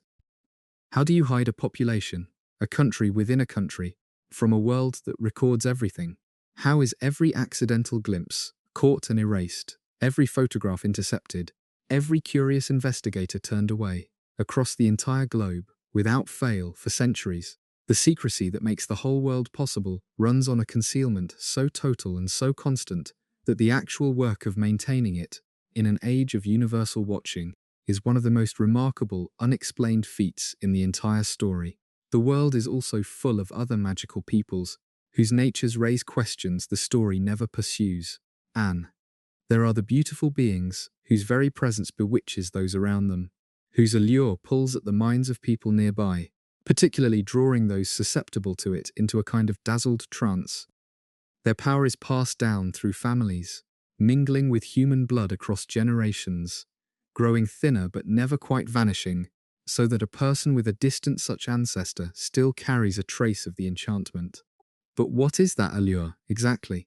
Is it a magic worked deliberately, or a thing radiated without intent? A magic a person cannot help giving off simply by existing? Can it be resisted? And by whom? And why are some people more vulnerable to it than others? The story shows its effects and never explains its nature, a beauty that is also a magic, carried in the blood of certain families, doing its work on everyone nearby, whether anyone wills it or not. And there are the people who live beneath the waters of the school's great lake, a whole society of them down in the cold dark, with their own language and their own settlements and their own ruler, glimpsed only once when the boy descends into their world during a task. An entire civilization living unseen at the bottom of a lake on the school grounds, and we are given one brief look at it and never told how it lives, what it wants, how it relates to the wizards above, who they are. The world keeps hinting at whole peoples and whole societies just off the edge of the page, sketched in a line or two, and then left, each one a door opened an inch onto a room we never enter. Even the small magical tools of communication hold their puzzles. There are paired mirrors that let two people who each hold one speak to each other, across any distance, seeing each other's faces in the glass. A way for friends to stay in contact no matter how far apart. There are coins enchanted to carry messages, growing warm and changing to show a summons. Anne. There is the green fire that lets a head appear in a distant hearth to hold a conversation, and the same fire that lets a whole body step from one fireplace to another across the country. The wizarding world has many ways to speak across distance and to travel across it, and yet these tools appear and disappear from the story according to need. A pair of mirrors that could have prevented a tragedy, forgotten in a pocket until it is too late. A means of instant contact available in one crisis and strangely absent in the next. The communication magic of the world is powerful and inconsistent, present when the story is comfortable with it, and curiously missing when its presence would solve a problem too easily, and the true reach and limits of it, what wizards can and cannot do to reach one another across the miles, is never pinned down. The charm that drives back the creatures of despair holds a quiet beauty that no one ever fully explains. To fight off the dementors, a witch or wizard conjures a patronus, a shape of pure silver light summoned by fixing the mind on a single happy memory and holding it fast. And the shape that comes is not random. Each person's patronus takes the form of a particular animal, chosen by something deep in them, and the form means something, often without the person understanding why. One person's takes the shape of a stag, another's a doe, another's an otter, or a hare or a phoenix, and the choice seems to rise from the depths of who they are, sometimes echoing a parent, sometimes a love, sometimes changing form entirely when a person's heart is reshaped by grief or love. But what decides the form? What in a person reaches down and chooses the stag over the wolf? And why does it sometimes change? One person's silver shape transforming to match the shape of someone they have come to love, as though the patronus reads the deepest currents of the heart and takes its picture. The charm is among the most personal magic in the world, a creature of light drawn straight from the soul. And the rules of it, why this animal and not that one, why it changes when it does, what exactly it is made of, are felt rather than explained. It is one of the loveliest mysteries in the world precisely because it cannot be reduced to a rule, a piece of magic that shows you something true about a person and never says how it knows. There is a creature that shows you your worst fear, and it raises a small strange question that delights anyone who stops to consider it. A boggart is a shape-shifting thing that lives in dark enclosed spaces, in wardrobes and cupboards and the spaces under stairs. And when it faces a person, it becomes that person's deepest fear, reading their dread and taking its shape, a spider for one, a teacher for another, the moon for a werewolf who fears his own transformation. It is defeated by laughter, by forcing the feared shape into something absurd. But here is the small puzzle that has no answer. What does a boggart look like when no one is there to see it? When it sits alone in its dark cupboard with no person near, it has no fear to read, no shape to take. So what form does it hold in the dark by itself? It must have some shape, some true form, when it is not borrowing the terror of a watcher, and yet by its very nature no one can ever see it, because the moment anyone looks, it becomes their fear instead. A creature whose true appearance is unknowable, that can only ever be seen as something other than itself, is a perfect little riddle folded into the corner of the world, and the story raises it as a gentle joke and lets it stand forever unanswered. The one thing no one can ever know about a boggart being what a boggart actually is. And there is the deep, quiet question of how long wizards live, which the story keeps brushing against without ever settling. The wise old wizard is well over 100 years old, and still formidable. His mind sharp, his power undiminished, treating his great age as unremarkable.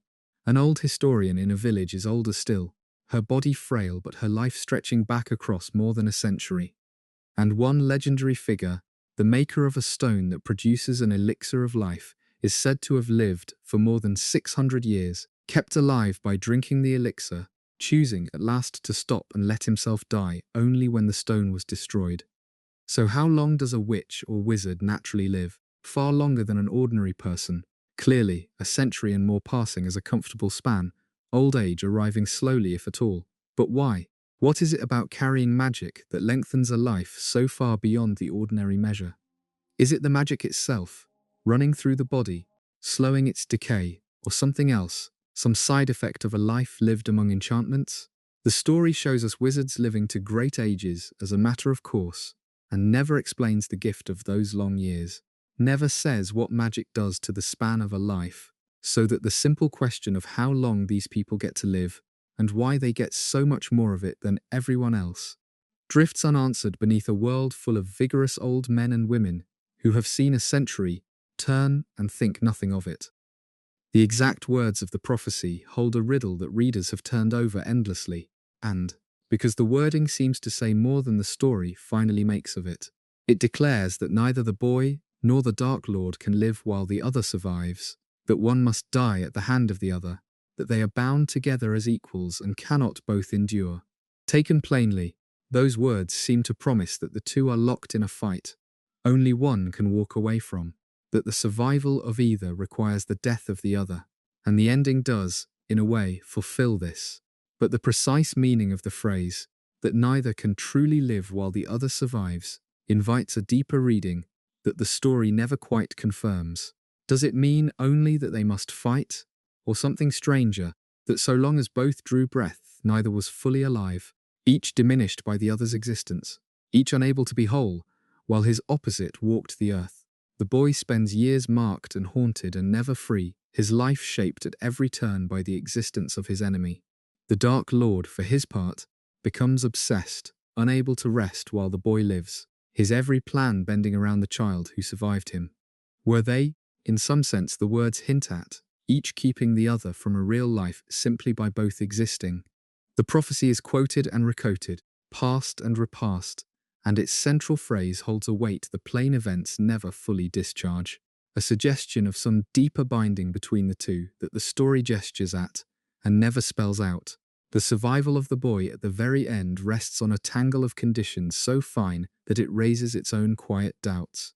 When the Dark Lord strikes him down in the forest, the boy lives, and the reasons given are elaborate. The Dark Lord had rebuilt his own body using the boy's blood, and so the protection in that blood, the shield of the mother's sacrifice, now lived in the Dark Lord too, tethering the boy to life as long as the Dark Lord lived. The killing curse destroyed only the fragment of the Dark Lord's soul that the boy had carried, not the boy himself.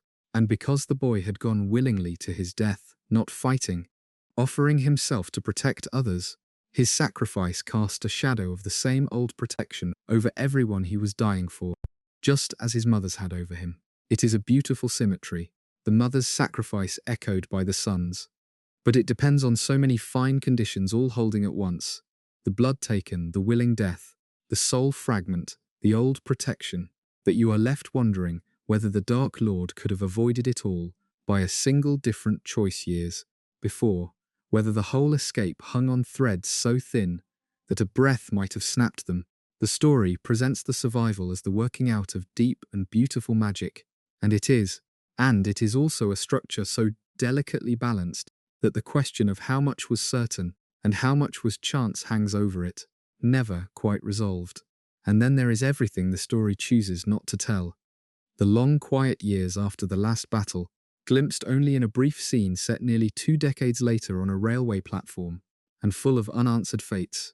We see in that glimpse that the heroes have grown up, married, had children, sent those children off to school, but so much is left in shadow. What became of the dreamy girl who saw the world sideways, the one who could see the thestrals and believed in creatures no one else believed in? What became of the orphaned child left behind by the last battle, the one whose parents both died in the fighting, raised like the hero before him, without the parents who loved him.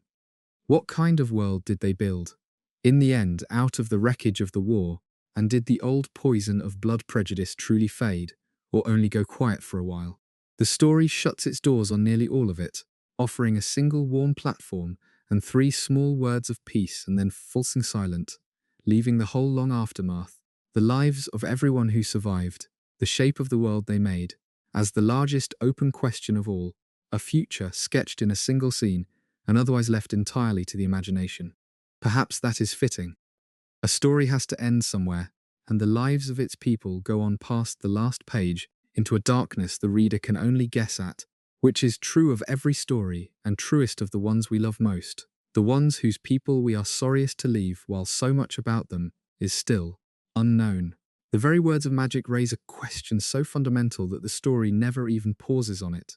To cast a spell, a witch or wizard speaks an incantation, a word or phrase, most of them shaped from old roots, and waves a wand in a particular motion, and the magic happens. But why should words and gestures call up magic at all? Why does saying a particular word, with a particular flick, light a wand, or unlock a door, or lift an object into the air? Where is the connection between the sound a person makes and the change it works in the world? The students learn their spells like vocabulary, memorizing the right word and the right motion for each effect, and the better they pronounce and gesture, the better the spell works, which suggests the words and motions truly matter, are truly part of the mechanism.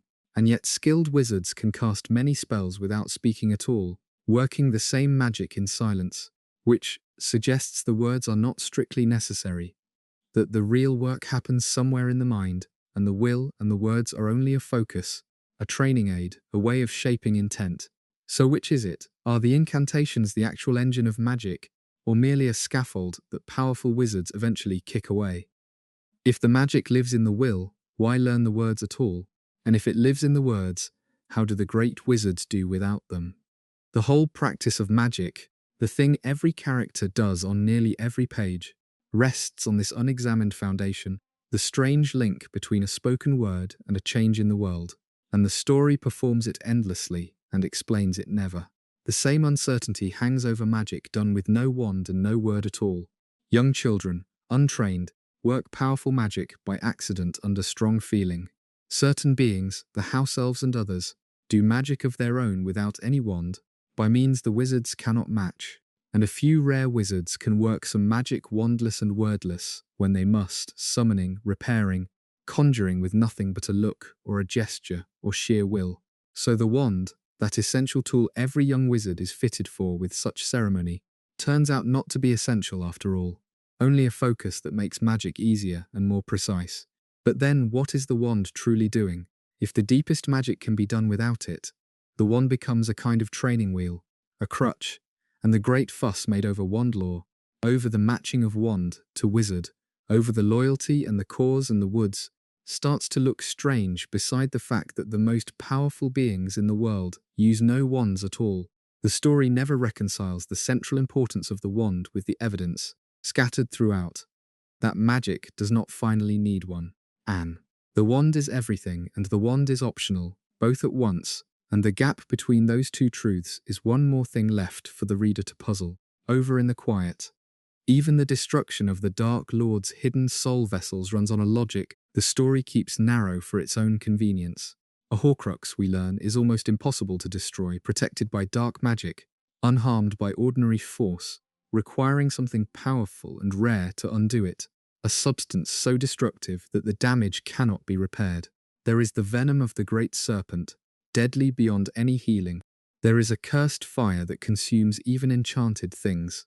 There are very few other means as terrible, and the whole final quest turns on the difficulty of finding ways to destroy the vessels, the heroes scrambling for a fang of venom or a blade steeped in it.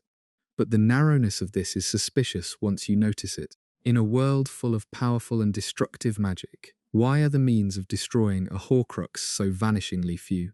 Why does it take the venom of one particular monster, or a fire so dark it is almost never used, when wizards can shatter stone and blast apart buildings and tear the world with curses? The rarity of the cure is what makes the quest hard, and the story needs the quest to be hard. And so the list of things that can destroy a soul vessel is kept very short, shorter perhaps than the rules of the world really justify. It is the kind of mystery that hides not in the lore but in the machinery of the storytelling itself, a limit set less by the logic of magic than by the needs of the story. And once you see it, you cannot quite unsee it. It is worth pausing somewhere in the middle of all these open questions to wonder why a story should have so many of them, and whether that is a flaw or something closer to a gift. There are two kinds of gaps in any imagined world, and they feel very different even when they look the same from a distance. Some gaps are simply mistakes, places where the storyteller lost track, where a rule stated in one book is silently broken in the next, where a power that should have solved a problem is forgotten because remembering it would have ended the story too soon.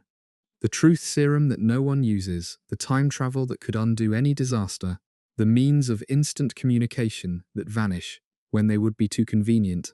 These are gaps of the second kind, the seams where the machinery of the storytelling shows through, where the needs of the plot silently overrule the logic of the world. They are the price of building something so large and so detailed across so many years. No imagined world of any real size is perfectly consistent, because the people who make them are not perfect, and the larger and richer the world, the more such seams it will have. To notice them is not to love the world less. It is only to look closely, which is a kind of love in itself. But there is another kind of gap, and it is the better kind, the gap left open on purpose, the veil in the department of mysteries, and the whispering beyond it. The bright, quiet station between life and death, what the old wizard truly saw in the mirror of desire. The form a boggart takes when no one is watching. These are not mistakes, Anne. They are mysteries kept deliberately unsolved, because the storyteller understood something true, that a question can be more powerful than its answer, that the imagination reaches further into a door left ajar than into one flung fully open. If we were told exactly what lies beyond the veil would lose its pull. If we knew precisely what the bright station was, it would stop haunting us. The power of these images lies in their being unfinished, in the way they invite us to lean forward and wonder and never quite arrive. A world that explained everything would be a smaller world, a closed box with nothing left to imagine.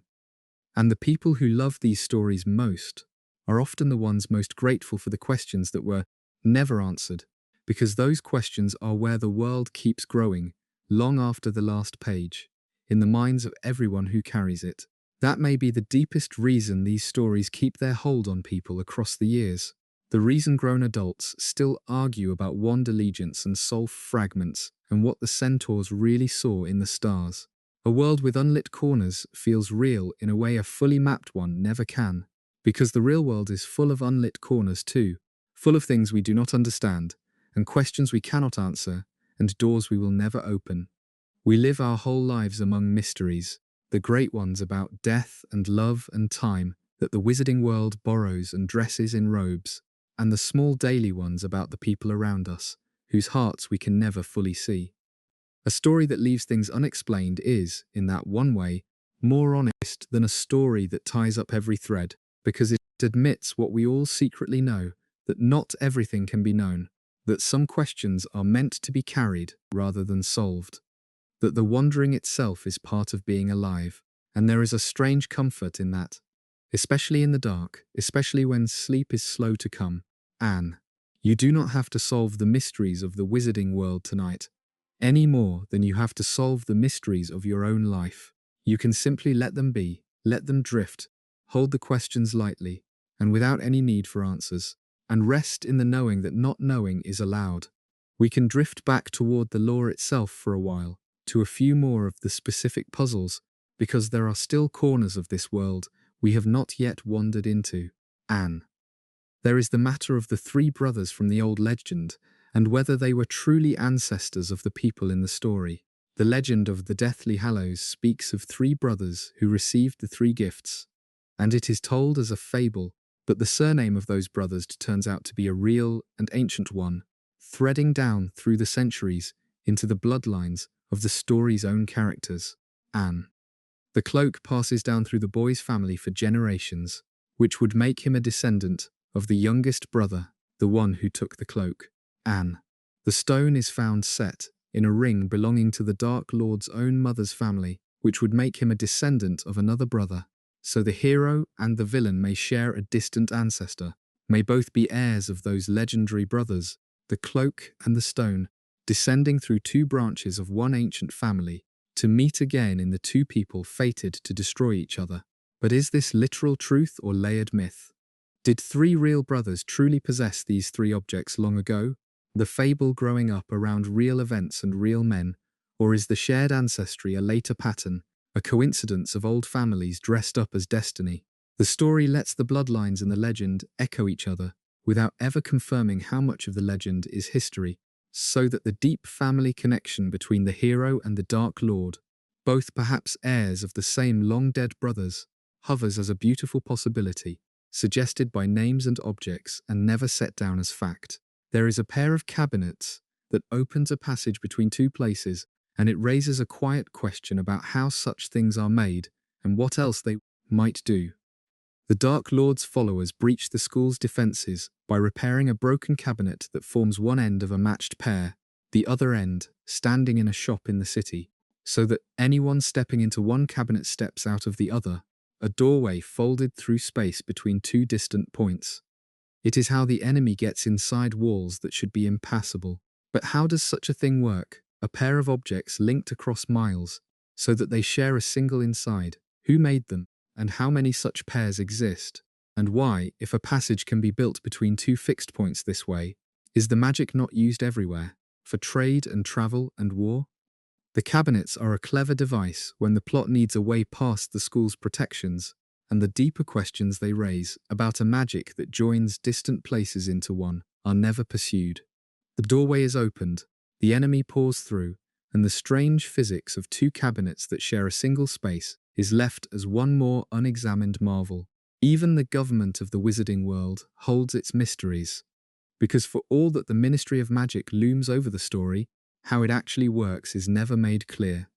There is a minister at the top, and the minister changes, sometimes pushed out in disgrace, sometimes installed in a crisis, sometimes in the dark years, replaced by a puppet under the Dark Lord's control. But how is a minister chosen in ordinary times? Is there an election, a vote, some process by which the wizarding public selects its leader, or is the minister appointed by some inner council, raised up by the powerful few? There is a court, a body of senior wizards who sit in judgment, and there are departments and offices and a sprawling bureaucracy. But the actual shape of the government, how power passes from one hand to the next, who truly decides, is never laid out. In the moments we see, ministers seem to rise and fall by reputation and maneuvering rather than by any clear, constitutional process, the whole government oddly personal and opaque, more a web of influence than a system of laws. For an institution so central to the story, so often the obstacle or the prize, the ministry's inner workings remain strangely undefined, a seat of power whose foundations are never shown, so that you can read the whole saga and never quite learn how the wizarding world is actually governed, only that it is, somehow, by people who keep appearing at the top without our ever seeing how they got there. Return for a moment to the soul vessels, because one of them behaves so differently from the others that it becomes a mystery in itself. The Dark Lord made several, hiding pieces of his torn soul in objects, and most of them sit quiet, doing nothing but poisoning the minds of those who carry them too long. But the first one, the diary made in his school years, is alive in a way the others are not. It thinks, it writes back, it draws a person into conversation, learns from them, gains their trust, and then begins to drain their life to make itself stronger, pouring itself out at last into a near-solid shape, a memory of the boy he had been, able to walk and speak and command a monster. Why is this fragment so much more active, so much more nearly a whole person than the others? They were all made the same way, by murder, each holding a seventh of the same divided soul.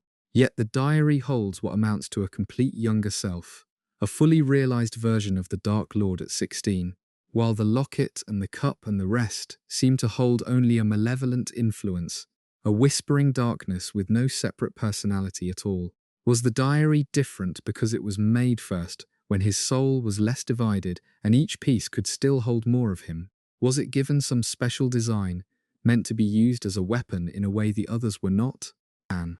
The story shows the difference vividly and never accounts for it, leaving you to wonder why one piece of a torn soul should be so much more awake than its siblings, why one of them got to be a person and the others only a poison.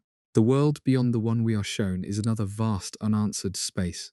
The story stays almost entirely within one country, one school, one small corner of the wizarding world, and only rarely lifts its eyes to the wider whole. But that wider whole is there, hinted at. Anne. There are other schools in other lands, glimpsed when their champions visit for a tournament, each with its own traditions and its own character. There is an international governing body of some kind, a confederation of wizards spanning many countries. There are other ministries, other governments, a whole globe of wizarding societies living hidden alongside the ordinary nations of the world, and almost none of it is explored. How do the wizarding nations relate to one another? Is there a wider politics, alliances, and rivalries? A history of international wizarding conflict beyond the two wars we are shown? When the Dark Lord rose, did the rest of the wizarding world watch and worry? And why did it not intervene? The story keeps its focus tight, which gives it its intimacy, but it means that an entire planet of magic lies just past the edges of the page, sketched in a few visiting champions and a distant confederation, and otherwise left completely dark, a whole world of unanswered questions surrounding the small lit corner we are allowed to see. And there is the final fate of the most powerful wand, which the story resolves and then leaves open at the same time. At the very end, the boy, having become the true master of the unbeatable wand, makes a choice about what to do with it. He could keep it and be the most powerful wizard alive, unbeatable, master of a weapon that has drawn blood for 1,000 years. Instead, by most accounts, he decides to give it up, to return it to the tomb it came from, or simply to use it once and then set it aside, intending that when he dies undefeated, its power will break, the long bloody chain of its mastery ending with him at last. It is a wise and gentle choice, but it leaves a small uncertainty hanging. Does the plan actually work? If the wand's power truly ends only when its master dies undefeated, then the wand sits somewhere, still potent, still the most powerful wand in the world, waiting through all the years until that distant death. And anyone who took it from its resting place, anyone who learned where it lay, might still wield it, might still break the chain by winning it through force. The boy's intention is clear and good, but whether the dangerous old wand can truly be retired by a single act of will, whether its 1,000-year hunger for a master can really be ended so gently, is something the story hopes rather than proves. One last open door left ajar at the very close of everything. There are smaller domestic mysteries too, the kind that surface when you think about the ordinary shape of a wizarding life. Anne. Consider how wizard children are raised before they ever reach the school. Witches and wizards begin their magical education at 11, and the school takes them through their teenage years. But what happens before that? Where do wizarding children learn to read and write and count, the ordinary learning that every child needs? There seems to be no magical primary school, no system of education for the younger children, who are apparently taught at home by their families, or perhaps not formally taught at all.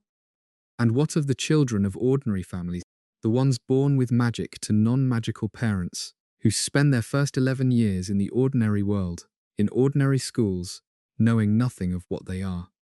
They arrive at the magical school at 11, having lived entirely as ordinary children, while the children of wizarding families arrive having grown up steeped in magic, and yet they are all placed in the same classes and expected to keep pace. How is that gap bridged? The story never shows us the early years, the way a magical child is brought up, the first discovery of their own powers, the slow learning of what they are. A whole stage of life, the entire childhood before the school, is left almost completely blank, and the question of how a young witch or as a wizard actually grows up before the letter arrives is one the story simply steps around. There is a curious difference, never explained, between the photographs of the wizarding world and its portraits. The photographs move, the figures in them waving and smiling and shifting. But they do not seem to think, repeating their small loops of motion like brief captured moments, alive on the surface but empty behind the eyes. The portraits, by contrast, think and speak and remember, carrying something of the personality of their subjects, especially the portraits of the dead. What makes the difference? Both are images of people, made by magic, given a kind of life. Why does one become a thinking presence, and the other only a moving picture? Anne, is it something in the making of a portrait, some ritual that captures more of the person, some intention that a snapshot lacks? Anne, the story shows us both the shallow living photograph and the deep speaking portrait, and never draws the line between them, never tells us at what point a magical image stops being a mere moving picture and starts being something that can hold a conversation, that can carry forward a piece of who a person was. There is even a mystery in the fear of a name. For most of the story, people will not speak the Dark Lord's name aloud, calling him by anxious substitutes instead, and this is treated at first as mere superstition, the fear of a name standing in for the fear of the thing. But in the final years, the name becomes literally dangerous, cursed, so that anyone who speaks it aloud can be found and tracked by the Dark Lord's followers, their protective enchantments broken by the very act of saying it. So the taboo on the name turns out to be real magic, a spell laid on a word. But how do you curse a name? How does a piece of magic attach itself to a sound, so that the speaking of it anywhere in the country sends up a signal, summons the hunters, breaks the speaker's defenses? What kind of enchantment can be bound to a word, so that the word itself becomes a trap, triggered by any tongue that dares to shape it? The taboo is used to devastating effect, catching the brave who refuse to be cowed into silence, and the magic of it, the binding of a curse to a name, is shown to work and never once explained. One more piece of dark cleverness presented as fact. And there is the quiet question of what became of the ordinary family who raised the boy so coldly. They spent the last stretch of the war hidden away and protected, bundled off into safety, and then the story lets them go almost without a word. The aunt, who was the dead mother's own sister, who carried some buried complication of feeling toward the magical world that had taken her sister and left her behind. The uncle and the cousin, all of them simply vanish from the story once they are no longer needed. Did the cousin, who showed at the very end a small clumsy flicker of warmth toward the boy he had tormented, ever truly change? Did the aunt, who had her own old wound about the sister she lost and the world she was shut out of, ever come to any peace about it? Anne, the ordinary family who shaped the boy's whole unhappy childhood, are left on a doorstep of their own at the end, walking out of the story without resolution, their inner lives, the buried resentments, and the half-formed feelings that the story occasionally hinted at, sealed away unexamined, one more set of people whose hearts we never fully see. One of the loveliest things about a story full of unanswered questions is what the questions do to the people who love it. They keep the world alive. Long after the last book is closed and the last film has ended, the questions go on being asked, in conversations between friends, in long arguments that no one expects to win, in the quiet, private wandering of a reader lying awake. The unsolved mysteries become a kind of shared inheritance, passed between people who have never met, a common set of puzzles that anyone who knows the world can take up and turn over. Someone, somewhere, is always working out a new theory about how the wand allegiance really passes, or what the veil truly is, Anne, or whether the centaurs and the seers glimpse the same future. The questions give people something to do with their love for the world, a way to stay inside it, to keep walking its halls in their minds long after the story proper has ended. A world that answered everything would set its readers free to leave. A world full of open questions keeps gently calling them back.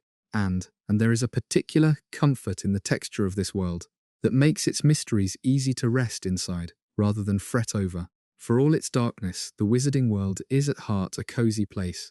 It is full of warm kitchens and crackling fires, of candlelit halls and snow falling past tall windows, of feasts and common rooms, and the small rituals of a school year turning. Even its mysteries tend to be wrapped in that warmth. Asked not in cold laboratories but in fire-lit rooms, over cups of something hot, in the company of friends. The questions about death and souls and time are real and large, but they live inside a world that feels, somehow, safe, a world you would want to curl up in, and that makes the wandering gentle rather than anxious. Anne, you can ponder what lies beyond the veil, while wrapped in the warmth of a place that feels like the best kind of home, and the mystery becomes something almost soothing, a puzzle to hold by the fire rather than a dread to lie awake over. That is a rare gift in a story, to make the deepest questions feel cozy, to let you wonder about death itself from somewhere that feels entirely safe. Anne. Perhaps that is why these particular mysteries make such good company in the dark, on a night when sleep is slow to come. Anne. They are large enough to occupy the mind, to draw your thoughts away from whatever kept you awake, and gentle enough that they never frighten, wrapped as they are in candlelight and old stone and the warmth of a world you love. You can let them drift through you one by one, the wand that chose its wizard, the room that becomes whatever is needed, the bird reborn from its own ashes, the whispering behind the veil, and each one will hold your attention for a soft moment, and then loosen its grip and let the next one drift in, and none of them will ask anything of you. Because none of them has an answer you are responsible for finding. Anne. They are the perfect thoughts to fall asleep among, these unsolved questions, big enough to fill the mind and light enough to release it, leading you in slow, gentle circles down toward rest. A few more of the strange specifics remain to wander through before we let the night carry us, all the way down, and they are some of the quietest puzzles of all. There is the mark the Dark Lord burns into the arms of his followers, a skull with a serpent for a tongue, which is far more than a tattoo. It is a link. When the Dark Lord presses his own mark, every follower's mark burns, summoning them to him from wherever they are, and through it he can call them, and they can feel his call across any distance. It darkens and grows clearer as he returns to power, fading to a faint scar when he is gone, and burning black and vivid when he rises again, a living gauge of his strength, written into the skin of his servants. But how does it work? This mark that ties dozens of people to one man across the whole country, that summons them in an instant, that senses the rise and fall of his power, it is a piece of dark magic of remarkable reach, a network of bound flesh stretched across the land, and its mechanics, how a brand on the arm becomes a summons and a censor and a leash all at once, are shown vividly and never explained. The followers feel it burn and they come, and how the burning travels and what carries it is one more dark wonder taken for granted. There is the curse that turns a person into a wolf under the full moon, one of the saddest afflictions in the world, and it carries its own knot of unanswered questions. A person bitten by a werewolf becomes one themselves, transforming each month into a savage beast with no memory of their human self, a curse with no cure, a lifelong sentence of monthly agony and shame. But why the moon? What is it about the full moon that triggers the change? And how does a bite pass the curse from one body to another, rewriting a person's very nature so that the moon now has power over them? Why does the affliction respond to silver and to certain potions that can calm but never cure it? The curse is treated as a known disease with known rules, the moon and the bite and the monthly change, and yet the deeper logic of it, why these particular rules, what the curse actually is and how it binds a human life to the phases of the moon, is never opened up.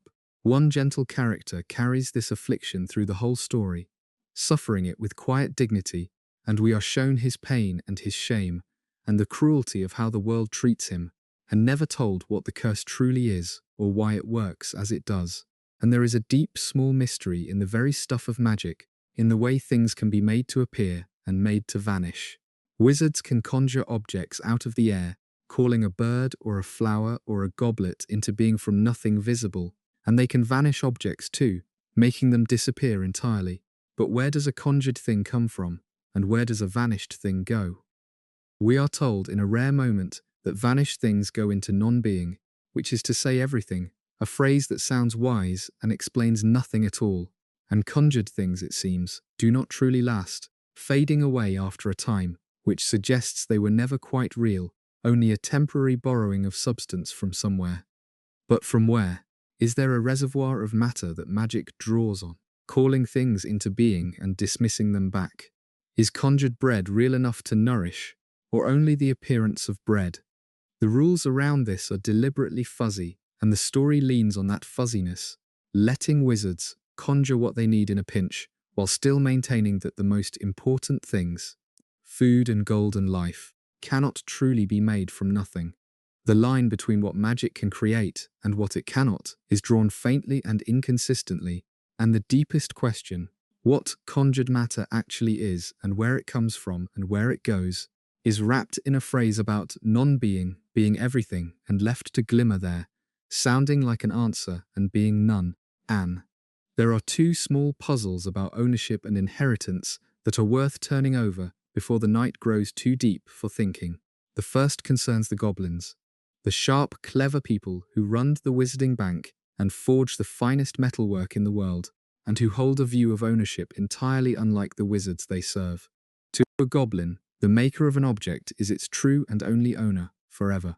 When a goblin forges a blade or a crown, that thing belongs to the goblin who made it for all time, and any wizard who buys it has merely rented it for a lifetime, with the understanding, in goblin eyes, that it should return to its maker's people when the buyer dies. The wizards see it the other way entirely, holding that what they have bought and paid for is theirs to keep and to pass down. This deep disagreement runs beneath the whole long, uneasy history between the two peoples, a clash not of greed but of two genuinely different ideas about what it means to own a made thing. And the story raises it, sets it out clearly through a goblin who explains it, and then never resolves it, never tells us who is right, never settles the question of whether a beautiful goblin-made sword, passed down through a wizarding family for centuries, truly belongs to the family, or to the goblins who forged it long ago. It is a real and thorny question of justice, left deliberately open, one people's common sense set flatly against another's. The second concerns the strange way a founder's sword appears to those who need it. The school's first great hero left behind a sword, and that sword has a habit of presenting itself to a true heir of his house in moments of real need, appearing out of the sorting hat itself, coming to the hand of one who shows the right kind of courage. How does a sword know when to appear? How does it judge who is worthy, who is a true heir in the sense that matters, who has shown the courage that earns it? Anne. The blade seems to have some awareness of character, some ability to recognize the right person at the right moment, much like the hat it hides inside, and like the hat, its judgment is never explained. It comes when it is needed, to the hand that deserves it, by a magic of recognition that the story shows working and never accounts for, one more object in this world that seems to know things it has no way of knowing. And there is the gentle question of inheritance in the body itself, the way the boy is said to be the very image of his dead father, with his mother's eyes set in his father's face. Everyone who knew his parents remarks on it, the uncanny resemblance, as though the boy carries his parents forward in his own features. This is ordinary enough, children resembling their parents. But in a world of magic, it raises a quiet wondering. Do the looks carry anything more than looks? When the boy's mother's eyes appear in his face, is there something of her in them, some echo of the woman who died for him? Or is it only the ordinary chance of inheritance dressed up by grief into something that feels like presence? Anne. The people who loved his parents seem to see the parents themselves looking out of the child, and one man in particular is undone by the sight of the mother's eyes in the boy's face, those eyes holding for him the whole weight of a love that shaped his entire life. Whether there is real magic in such resemblance, whether the dead truly look out through the eyes of their children, or whether it is only love and memory making meaning out of the shape of a face, is one of those soft human mysteries the story raises simply by letting people grieve, and never answers, because perhaps it cannot be answered, because perhaps it is one of the questions we all carry about our own faces and the faces of the people we have lost. We have wandered now through a great many of the unsolved corners of this world, the wands and the souls, the castle and the creatures, the deep magic and the small domestic strangeness, and there is no need to gather any of it up or hold it in order. Let it all stay scattered behind you. A long trail of gentle questions dropped one by one in the dark. You do not have to remember a single one of them. They have kept for years already, asked and unanswered, and they will go on keeping long after tonight, so you can let them go now, every last one, and simply rest. Let your thoughts drift instead towards the quiet of the world itself, the way it would feel to move through it slowly on a night like this, when everything has gone still. Imagine the great castle in the deep of the night, Hours past the last footstep in its corridors. The fires in the common rooms have burned down to soft red embers, glowing low in the grates, throwing the faintest warmth across empty armchairs and forgotten books left open on the tables.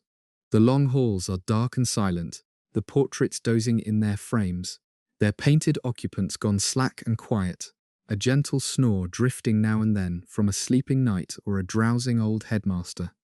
The suits of armor stand motionless in their alcoves. The moving staircases have come to rest, settled into place for the night, no longer swinging from landing to landing, holding still beneath the high windows where the moonlight falls in long pale shapes across the worn stone steps. Far above, in the dormitory towers, the students sleep in their four-poster beds, curtains drawn around them, buried deep under heavy warm blankets against the chill of the old stone walls. The fire crackles softly somewhere below. The wind moves around the towers, and the castle answers it with its small night sounds, the settling of ancient timbers, the faint creak of a staircase easing in the cold, the distant hoot of an owl returning to the owlery with the night's last letter. It is the deep, safe quiet of a place that has stood for 1,000 years and will stand for 1,000 more, a quiet that has wrapped around countless sleeping children across the centuries, and it wraps around them now, holding them safe through the dark hours until morning. Out beyond the walls, the grounds lie still under the stars. The black surface of the lake is perfectly smooth, holding the reflection of the moon like a coin laid on dark glass. And somewhere far below its surface, the merpeople sleep in their cold city, and the great creatures of the deep drift slow and dreaming through the water. The forest at the edge of the grounds is a dark mass under the night sky, full of its own quiet life, the soft movement of hooves where the centaurs walk their patient circles, reading the slow turn of the stars, the rustle of small things in the undergrowth, the deep stillness beneath the ancient trees. A herd of the great winged horses, the ones only the grieving can see, stands somewhere in a clearing, dark and patient, their breath misting faintly in the cold. The little hut at the forest's edge glows with one small window of warm light, where the gentle keeper sits late by his fire, and a thread of smoke rises from his chimney straight up into the windless dark. Let your mind drift further out still, away from the castle and its grounds, out across the sleeping wizarding world, and let the quiet of it carry you down. Anne. There is a small village not far from the school, its crooked little street lined with shops long since shuttered for the night. The sweet shop is dark, its windows full of sleeping colour, jars of every kind of magical confection standing in rows behind the glass. The little inn at the heart of the village has banked its fire, its sign creaking gently on its iron bracket in the small wind, a last warm glow fading in an upstairs window where a traveller settles in for the night. Snow has begun to fall, perhaps soft and slow, settling on the rooftops and the cobbles, muffling the whole village in white silence, each flake drifting down through the lamplight and vanishing into the soft-growing blanket on the ground. Far away in the city, the hidden street of shops lies quiet too, the great bank standing dark and silent over its deep vaults, the goblins gone from their high counters, the long marble hall empty and still. The wand shop sits narrow and dim among its neighbours, and inside, stacked to the ceiling in their thousands, the long thin boxes wait in the dark, each holding a wand that has not yet found its wizard, each one waiting, in its patient way, for the hand it will someday choose. The bookshop sleeps with its windows full of heavy leather volumes. The owl emporium has gone quiet at last. The birds settled on their perches with their heads tucked under their wings, only the occasional soft rustle of feathers in the dark. The whole secret street, so crowded and bright by day, lies hushed and empty under the night sky, keeping its magic safe and still until the morning brings it back to life. Somewhere a great scarlet train sits cold on its tracks in a quiet siding, its engine dark, its carriages empty, the seats, where so many young witches and wizards have ridden toward their futures, standing silent in rows, waiting through the long night for the next run, the next September, the next crowd of nervous, excited children, carrying their trunks and their owls toward the school that will become their home. The platform it leaves from, hidden between two ordinary ones in a great busy station, lies empty and unremarkable now. Just a stretch of stone wall with nothing to show the magic that passes through it. The secret doorway sleeping in plain sight among the ordinary travelers who never know it is there. And all across the country, in tall crooked houses and tidy cottages and flats above shops, the witches and wizards of the world are sleeping. The family in the lopsided house held up by magic, its many floors stacked at impossible angles, sleeps under a roof full of the small ticking enchantments of a happy crowded home. Old wizards doze in armchairs by dying fires, their long beards rising and falling with their slow breath. Children dream of the magic they will someday learn. The whole hidden world lies quiet under the same stars as the ordinary one. The two worlds folded together in the dark, sharing the same night, the same moon, the same slow turning toward dawn. And over all of it the deep peace of the small hours settles, soft and complete, asking nothing of anyone, holding everything gently in the dark. As you lie here in the quiet, you might let a few of the gentlest mysteries drift back through your mind one last time, not to solve them, only to hold them softly the way you would hold a smooth stone found on a beach, turning it over without any purpose but the pleasure of its weight. Anne. Let the room that becomes whatever is needed drift through your thoughts, and imagine what room it would make for you tonight, if you walked past its hidden door 3 times wishing only for rest. Perhaps a small warm chamber with a low fire and a deep soft bed, the walls lined with books you will never have to read, a window looking out on gently falling snow, everything in it shaped to the single wish of sleep. The room would know, it always knows, and it would hold you through the night and ask nothing in return. And in the morning it would fold itself away again, waiting for the next tired soul to come wishing for shelter. Let the bird reborn from its own ashes drift through your mind, the great red and gold creature that lives through death after death, never truly ending, always rising again, warm and whole from the embers of what it was. There is something restful in the thought of it, a life that does not fear the fire, because the fire is only a doorway to the next beginning, a creature for whom ending and starting are the same gentle turning. You do not have to understand whether it is one bird or many, whether the self carries across the flame. You can simply rest in the image of it, the soft rebirth, the rising from ashes, the long unbroken song that goes on and on through the centuries, and let that endless gentle renewal carry your own thoughts in slow warm circles, down toward sleep. And if your mind drifts toward the larger mysteries, the veil and its whispering, the bright quiet station between one thing and the next, let even those come softly now, stripped of any fear. The whispering behind the veil need not be frightening in the dark. It can be only the soft murmur of voices in another room, the sound you heard as a small child falling asleep while the grown-ups talked softly somewhere down the hall. A sound that meant you were safe, that the world was being watched over by someone while you slipped away into sleep. And the bright still station, flooded with gentle light, can be only a peaceful place to pause, clean and quiet and unhurried, a waiting room where nothing is required of you, where you might sit on a bench in the warm light and rest as long as you like before any train comes. The deepest questions can be made soft this way, in the safety of the dark, turn from things that trouble into things that soothe, and that is its own kind of magic, the oldest kind, the kind that has always lived in the quiet hour before sleep. There is no hurry now. The mysteries will all still be there in the morning, unsolved and patient, asking nothing of you while you sleep. The wand will still have chosen its wizard by some logic no one understands. The ghosts will still drift the corridors, having turned away from whatever waits beyond. The stairs will still move, the room will still appear, the bird will still rise from its ashes, the whispering will still drift from behind the veil. None of it needs you tonight. None of it ever needed solving.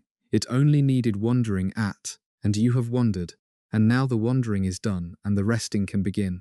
Before the night takes you fully, there are a few more wonders worth drifting through, the kind that hide in objects so familiar to the characters that no one ever stops to marvel at them. There is a shallow stone basin, carved with runes, that holds a silvery substance somewhere between liquid and light, and into it a wizard can place memories, drawing the shining strands of recollection out of his own head with the tip of a wand and letting them pool in the basin. so that he can lean in and fall down into them and walk through his own past, or another's, watching it unfold around him as though he were there. It is one of the most extraordinary objects in the whole world, a vessel that holds memory itself made visible and walkable, and yet it raises a question the story never asks. When you walk through a memory in that basin, whose version of events are you seeing? A memory placed in the basin seems to show things the rememberer could not have known. Corners of the room they never looked at, conversations they could not have heard, as though the basin holds not just one person's narrow recollection, but some fuller record of what truly happened. So is the memory in the basin the objective truth of the past, captured whole, or is it only the rememberer's version, their partial and biased account, dressed up to look complete? The difference matters enormously, because so much of what the boy learns about the past, he learns by falling into these stored memories and trusting them. And the story never tells us whether the basin shows what really happened, or only what someone remembers happening, leaving the reliability of the whole magical record of the past in doubt. There is a small silver object, shaped something like a cigarette lighter, that can take all the light from a place into itself, drawing the glow out of every lamp and streetlight, and leaving the world in darkness, and then release it again at a click. A simple enough trick, a way to darken a street unseen. But late in the story, this little object does something far stranger and far more tender. When one of the boy's friends has left in anger and despair, lost and far away and full of regret, the little light taker begins to glow and to whisper, and when he clicks it, a ball of light comes out and drifts to him and sinks into his chest and shows him the way back, guiding him across the country to the very place where the people he loves are hidden. How does it do this? How does a device that takes light know when a person is full of regret and longing to return? And how does it carry them home to the people they love across any distance, finding a place hidden by the most powerful concealing magic there is? It seems to work on love, on the pull of the heart toward the people it belongs with, reading a person's deepest wish to go home and answering it with a thread of light. The wise old wizard who left it behind seemed to know exactly what it would someday do, and yet how it does it, how love and light and longing combine in a small silver object to guide a lost person home, is never explained at all. One more piece of magic that seems to understand the human heart better than any spell should, and there is the deep strangeness of the wizards who can turn themselves into animals. A few rare and skilled witches and wizards learn to transform at will into a particular beast, a stag, a dog, a rat, a cat, becoming fully that animal and then fully themselves again, carrying their human mind inside the animal shape. It is difficult and dangerous magic, tightly controlled, those who master it required to register themselves with the government. But the questions it raises are never opened. Why does each person become one specific animal and not another? The form fixed, not chosen, rising apparently from something deep in their nature, much like the shape of the silver guardian they conjure against despair. Where does the extra mass go when a large man becomes a small rat, and where does it come from when the rat becomes a man again? Does the animal mind blend with the human one, or does the human self simply ride inside the beast, looking out through its eyes? The transformation is shown again and again, central to several characters and several secrets, and the mechanics of it, how a person becomes an animal and remains themselves, how the forms is chosen and the matter is managed, are simply taken as given.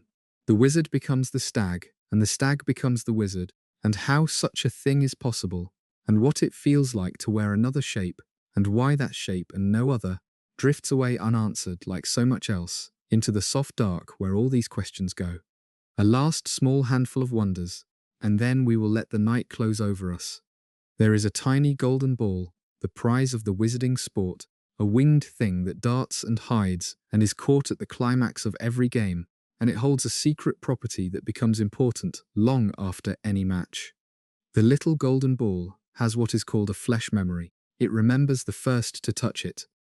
The very first hand in to close around a fresh one of these balls leaves an imprint on it, recognized by the ball ever after, so that it can be made to open only for that person, holding a secret safe inside itself across years.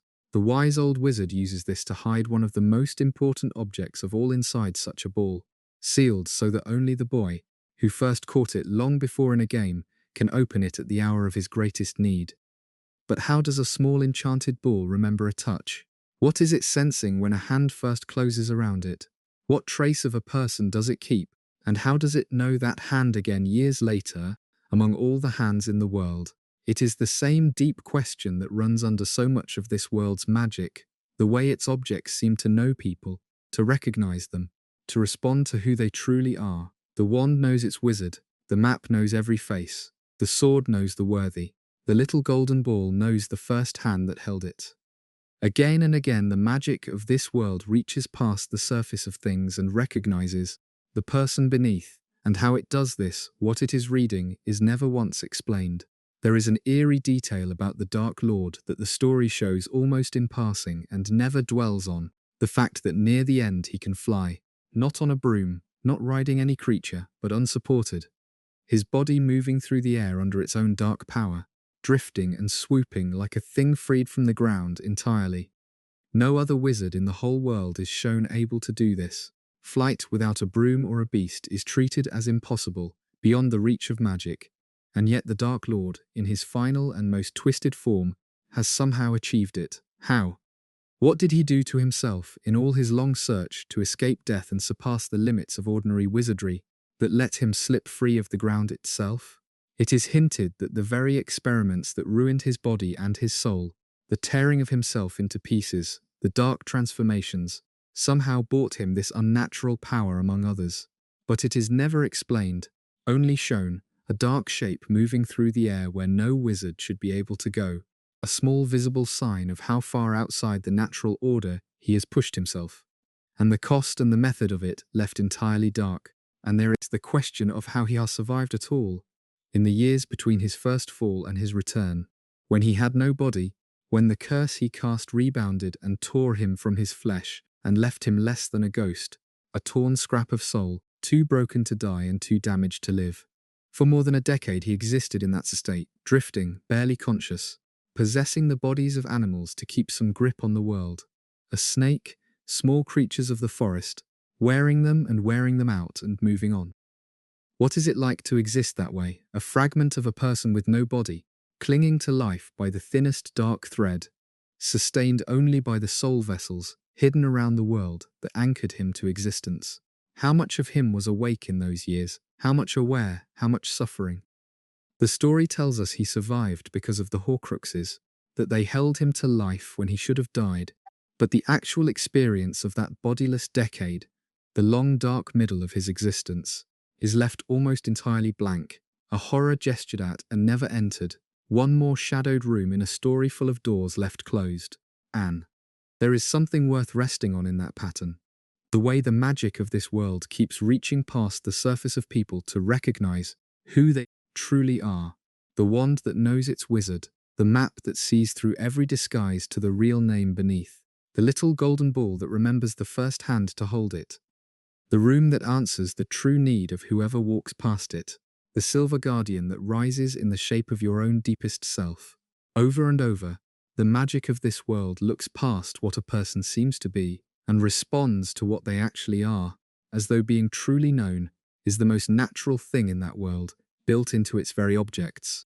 And there is a deep comfort in that idea, especially now, in the dark, on the edge of sleep. To be known, fully and exactly, by something that asks nothing of you, to have your real self recognized without effort, without performance, the way the wand simply knows the hand it belongs in.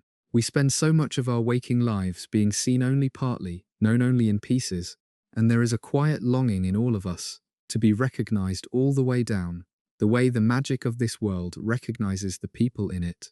You can carry that gentle wish with you into sleep, the wish to be known and held exactly as you are, and let it soften into rest. Let your body settle now, the way the castle settles into the night. Let the small tensions you have been holding loosen and release, your shoulders easing down, your hands going soft, the weight of you sinking into whatever holds you, growing heavier and warmer with every slow breath. There is nothing left to think through tonight, no mystery you must solve, no question you must answer. You have wandered through all the unsolved corners of a world you love, and you have let each one go, and now there is only the warm dark, and the slow rhythm of your own breathing, and the deep permission to rest. The world will keep its mysteries safe while you sleep. The questions will wait. The wandering is done, and the resting has begun, and there is nowhere you need to be but here, sinking slowly down into the quiet. Outside, in the imagined dark, the snow has covered everything now. The castle and the grounds and the sleeping village, a soft white silence laid over the whole world, every sharp edge gone gentle under it. The lake has frozen at its edges. The forest stands hushed and still beneath its white burden. The little hut's window has gone dark at last, as the gentle keeper finally sleeps. The owls have all come home. The fires have all burned down to their last warm embers. The whole world, the hidden one and the ordinary one folded together inside it, has gone quiet under the same falling snow and the same patient stars, turning slowly through the deep middle of the night toward a morning that is still hours and hours away. There is so much night left, so much warm dark still to rest in. You do not have to hurry toward anything. You can simply drift here, in the soft snowfall of your own drowsiness, letting the last of your waking thoughts settle and grow still, like flakes coming to rest on the deep white quiet. Beneath every smaller mystery we have wandered through tonight lies the largest one of all, the one the whole world rests upon and never once explains, which is simply the question of what magic is. Not how a particular spell works, not why a particular wand chooses a particular wizard, but the thing itself, the deep fact that some people are born able to reach into the world and reshape it with their will, and most are not. Where does it come from? This power?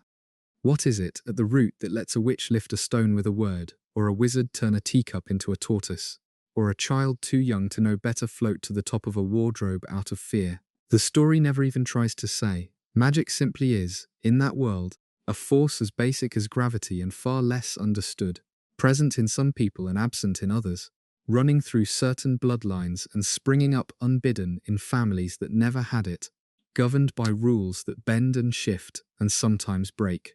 The people who have it spend years learning to shape and direct it, but no one ever learns what it actually is, where in a person it lives, why the world should contain such a power at all.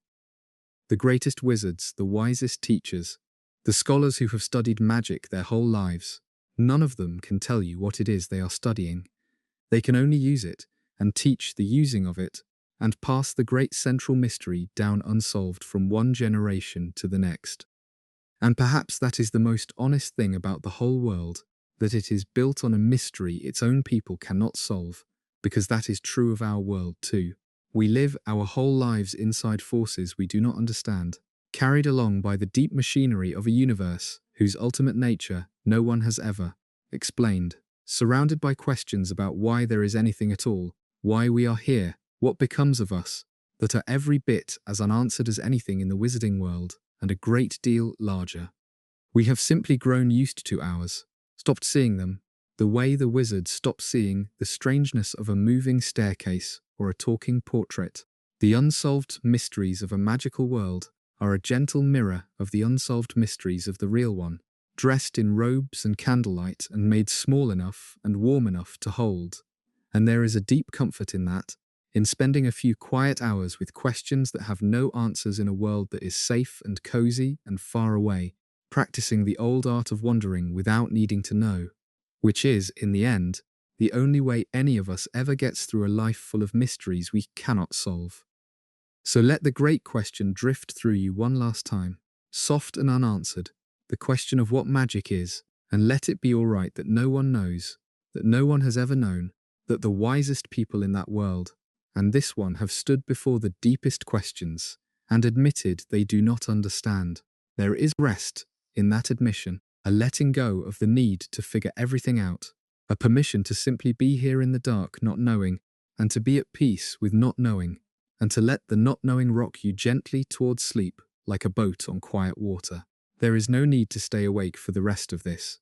The voice will go on a while yet, soft and unhurried, and you can let it become just a gentle sound at the edge of your drifting, a quiet murmur to sink beneath, the way you might let rain on a window carry you down.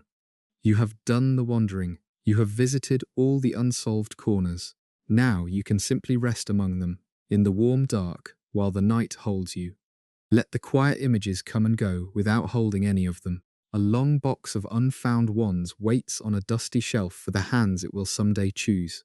Somewhere a staircase comes softly to rest in the moonlight, and a small fire burns down to embers in an empty common room.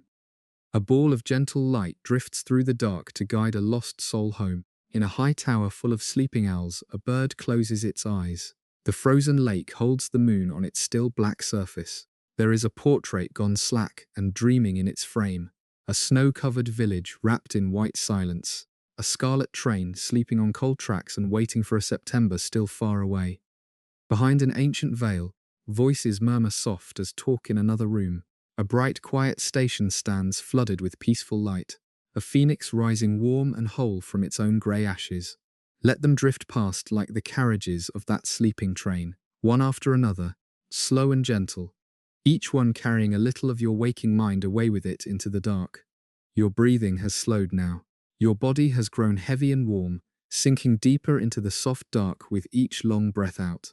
The thoughts that were turning in your mind when you lay down have loosened their grip, grown vague and distant, dissolving into the gentle murmur of the night. There is nothing left to do, nothing left to solve, nothing left to be but here, breathing slow, growing heavier, drifting down. The mysteries are all around you, soft and patient and asking nothing. The great unsolved questions of a world you love standing watch over your sleep, like the quiet portraits standing watch over the dark corridors of the castle. You are held, you are safe, you can let go, and if your mind wanders, as minds do, let it wander gently, toward a warm room that shapes itself to your need, toward a fire that never quite goes out, toward a bird that does not fear the flames, toward the deep, safe quiet of a 1,000-year-old castle full of sleeping children. Snow falling endlessly past its tall, dark windows. Let it wander there, and let it slow, and let it still, and let the wandering itself grow soft and dim and finally fade. The way footsteps fade down a long stone corridor, the way a light goes out in a far window, the way the last flake of snow comes to rest on the deep white quiet of the ground, and everything goes still. If you are still here, still drifting at the surface, there are one or two last quiet wonders to carry you the rest of the way down. There is the question of where spells come from in the first place, how a new one is ever made. The students learn their spells from old books, each with its word and its motion already fixed, handed down through generations. But someone at some point invented each of those spells, worked out for the first time the exact word and the exact movement that would produce a particular effect. How? How does a wizard sit down and create a spell that has never existed, find the sound and the gesture that will reach into the world and make it do something new? One clever and troubled young wizard in his school years is shown inventing his own spells, scribbling them in the margins of a textbook, including one terrible curse and several clever small charms, all his own work.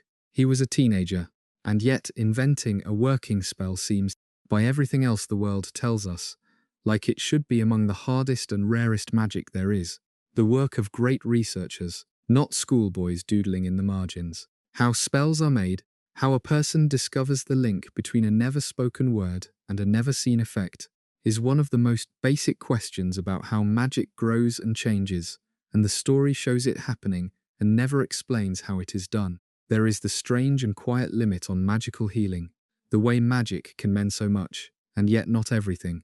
A wizard can regrow the bones of an arm overnight, drinking a foul potion that knits a whole limb back together from nothing, cuts close at a touch of a wand. Grievous wounds are healed in hours that would kill or cripple an ordinary person, and yet some injuries cannot be healed at all.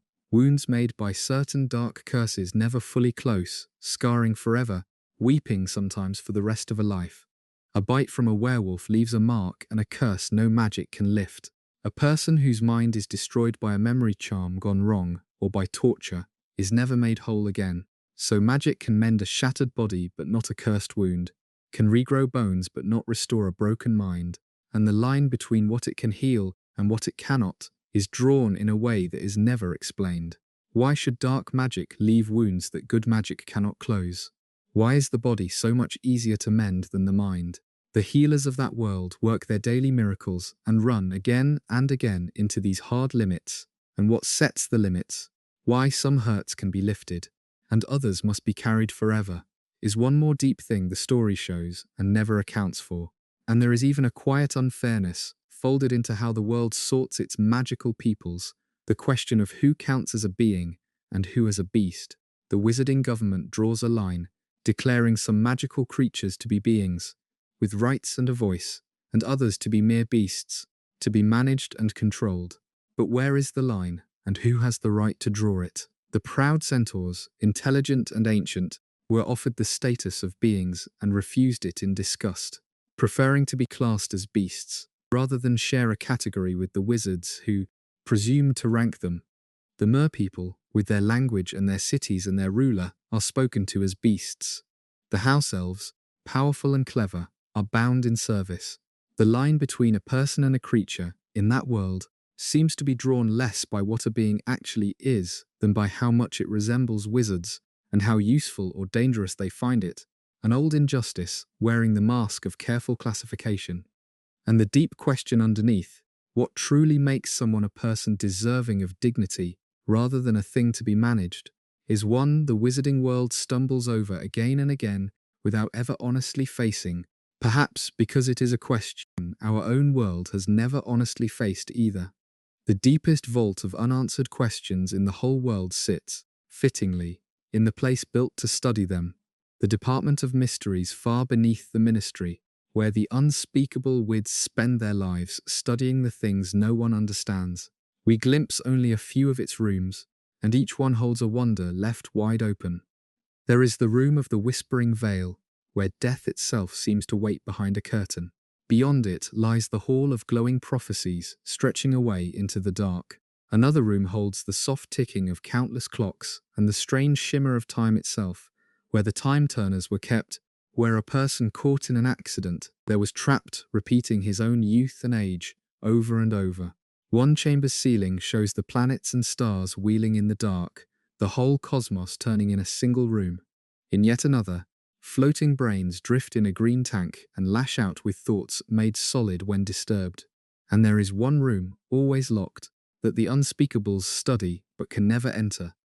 A room holding a force they have found more powerful and more mysterious than any other, a force they cannot contain or define, which we come to understand is love itself, kept behind a door that will not open, too large and too strange for even the scholars of mystery to hold. A whole government department, the wisest researchers in the wizarding world, spending their lives studying death and time and thought and the turning of the stars, and behind their locked door sits love, the one power they cannot crack, the deepest mystery of all guarded in a room no one can enter. The story shows us this place, this perfect cathedral of unsolved questions, and then leads us out of it again, with every mystery in it intact, the veil still whispering, the clock still ticking, the locked door still locked, the brains still drifting, the stars still wheeling in the dark, all of it left exactly as mysterious as we found it. That is where we will leave the wandering, in that deep place built to hold the things no one understands, because there is no better image for everything we have drifted through tonight than a quiet underground hall, full of rooms full of wonders that even the people who study them cannot explain.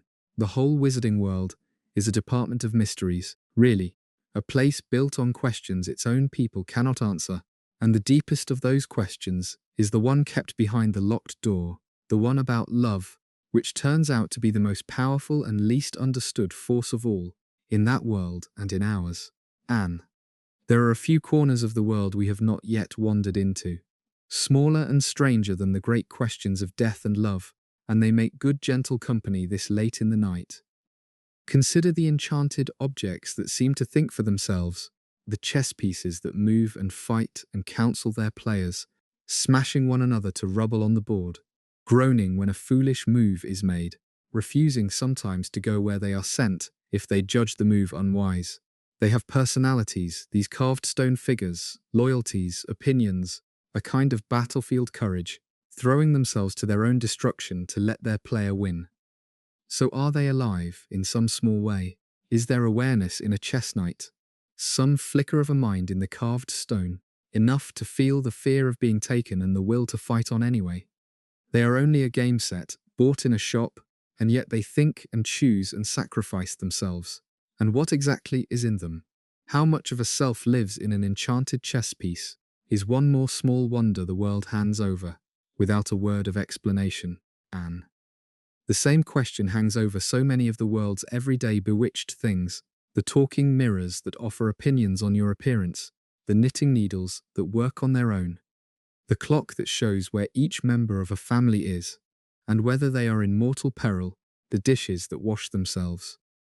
Each one seems to carry a little spark of something like awareness, and where that spark comes from, how an object gets enough of a mind to do its small task and offer its small opinions, is never said. There is the curious fact, mentioned only once or twice and never explored, that magic and ordinary technology do not mix. Around great concentrations of magic, the machines of the ordinary world simply stop working, electricity failing, screens going dark, the clever devices of the non-magical world falling silent and useless. This is given as the reason the wizarding world keeps to its quills and parchment and candles, its owls and its fires, never adopting the conveniences that the rest of the world runs on. But why? What is it about magic that drowns out electricity, that makes the two ways of shaping the world unable to share a space? Is magic a kind of interference, a field that scrambles the delicate workings of machines, or is the incompatibility something deeper, two different and rival ways of bending reality that cannot both operate at once? The story states the fact and never digs into it, and yet it raises a fascinating possibility that this very incompatibility is part of how the hidden world stays hidden, that the machines, which might otherwise have exposed the wizards, simply fail in their presence. The cameras going dark, the recordings dissolving to static, the whole watching apparatus of the modern world blinded by the very magic it might have caught. Whether that is the reason or only a happy accident, the deep question of why these two ways of working the world cannot touch is left for the reader to wonder at. There is a tender little mystery folded into a single potion, the most powerful love potion of all, which is said to smell different to every person who breathes it in, each one catching the particular scents that mean comfort and longing to them, alone. One person smells fresh grass and new parchment, and something else they are too shy to name. Another smells something entirely different, the small particular perfumes of their own private happiness. The potion reaches into each person and draws out the smells that move them most, which means it knows them, reads the deep map of their memory and desire, and answers it precisely. How does a potion in a cauldron know what a stranger finds lovely? What scents are wrapped for them in warmth and belonging? It is the same deep magic of recognition we keep meeting. The world reaching past the surface to read what is truly inside a person. But here it is turned to something so intimate, the private constellation of smells that each of us carries from our own particular life, the scent of a childhood kitchen, of a loved one's hair, of a place where we were once happy. The potion knows all of it for everyone, and how it knows is never asked. One more piece of magic that understands the human heart better than any person ever could. And there is the lost early history of the school itself, 1,000 years gone and only half remembered. 4 great witches and wizards founded it together. We are told, building the castle and gathering the first students and laying down the magic that still protects it, and then falling out among themselves over who should be taught, one of them leaving in bitterness, the friendship of the founders breaking apart in a quarrel whose details are lost to time. But so much of that founding is dark to us. How did 4 people build a vast castle and hide it so completely that in 1,000 years no one outside the magical world has ever stumbled upon it? Anne. What enchantments did they lay into its stones at the beginning? And who has maintained them across the centuries? Anne. And what would happen if those ancient protections ever failed? The school is the oldest and safest place in the wizarding world. Its defenses the work of its founders 1,000 years ago, and the actual story of how it was raised and hidden and protected, the deep magic worked at its very beginning, has faded into legend, surviving only in fragments, in a song the hat sings, in the houses named for the 4 who quarreled, In a hidden chamber, one of them is said to have left behind. The beginning of the whole world we have been wandering through is itself a mystery, the founding lost in the same soft fog as so much else, and the castle keeps the secret of its own making as closely as it keeps all its others. Anne. There are rare gifts that some witches and wizards are simply born with, talents that cannot be learned, no matter how hard one studies, and each of them opens a question the world never closes. Some few are born able to change their own appearance at will, shifting their face and hair and figure as easily as you might change your expression, becoming tall or short, old or young, plain or beautiful, with no potion and no spell, simply by wishing it. It is a gift you are born with or not at all, very rare, running sometimes in families and sometimes appearing from nowhere. But what is it? This ability to remake your own body with a thought, and why can only a handful of people do it while everyone else is bound to the face they were born with? Others are born true seers, able, now and then, to fall into a real trance and speak a true glimpse of the future, a gift so rare and so unreliable that most who claim it are frauds, and even the genuine ones cannot summon it at will or remember it afterward. Others again are born able to speak with snakes, or born with an unusual gift for a particular branch of magic, a natural flyer, a natural brewer, a natural at reading minds. The world is full of these inborn talents, gifts and quirks that some people simply have, and others simply do not. And where they come from, why they land on one person and not another. What it is in the blood or the soul that grants one child the power to change her face and another the power to see tomorrow is never explained, only observed. The way we observe that some people are born with a gift for music or for numbers, and no one can quite say why. There is a question hidden in the very limits of magic, in the way wizards grow tired. Magic, for all its power, seems to cost something. Wizards tire when they work great feats, weaken when they pour out too much power, can be exhausted and drained by sustained effort, can fail at the end of a long fight simply because they have nothing left to give.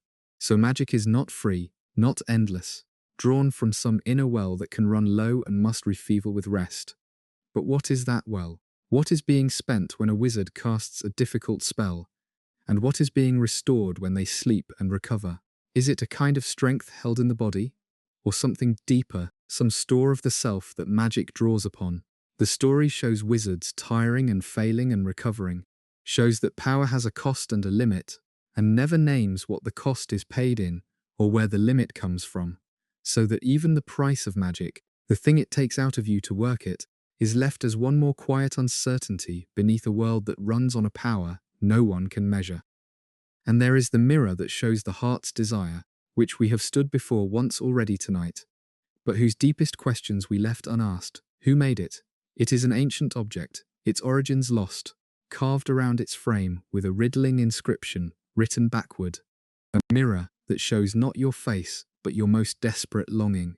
Someone made it long ago for some purpose, and that purpose is never known. Was it meant as a gift or a trap, a comfort or a cruelty?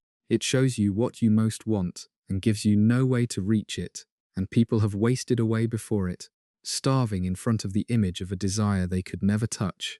So that the wise old wizard warns it, gives neither knowledge nor truth, and that the happiest person alive would look into it and see only themselves exactly as they are. A mirror that can destroy a person by showing them their own heart, made by no one we know, for no reason we are told, surviving from some forgotten age into the present, used once to hide a great treasure, and then carried away into storage and never seen again. Its maker, its purpose, its history, all of it gone. The most psychologically piercing object in the whole world, appearing out of the dark of the past with its secrets sealed inside its backward written frame. Even the ordinary ways wizards get from place to place hold puzzles once you slow down enough to notice them. There is a network of fireplaces linked by green flame, so that a wizard can step into one hearth, speak the name of another, and step out of it somewhere across the country in a swirl of soot. The whole system is administered by the ministry, regulated, monitored, with fireplaces connected or disconnected by official order. But how does it work, this web of linked fires? How does, speaking a name, route a traveller through the flames to one particular hearth among the thousands connected, and what becomes of a person in between? in the spinning green moment of travel, passing through every grate in the country in a blur. And who truly controls it? Who decides which fires are connected and which are watched? And what it means that a government can listen at the hearths of its citizens, see who travels where. There is a great purple bus, too, that appears out of nowhere for a stranded wizard, and carries them through the night at impossible speed, the ordinary world stretching and squeezing around it to let it pass, parked cars leaping aside, narrow gaps widening just enough, the whole solid world going briefly soft and accommodating to make room for it. How does that work? The bending of space around the speeding bus, the way the ordinary unyielding world rearranges itself for a moment and then snaps back. The wizarding world is full of these casual impossibilities of travel, fires that join distant hearths and buses that fold the streets aside, and the deep mechanics of them, the way space itself seems to bend so easily to a wizard's need, are shown on the page and never opened up. And the castle holds smaller daily enchantments whose persistence is its own quiet marvel.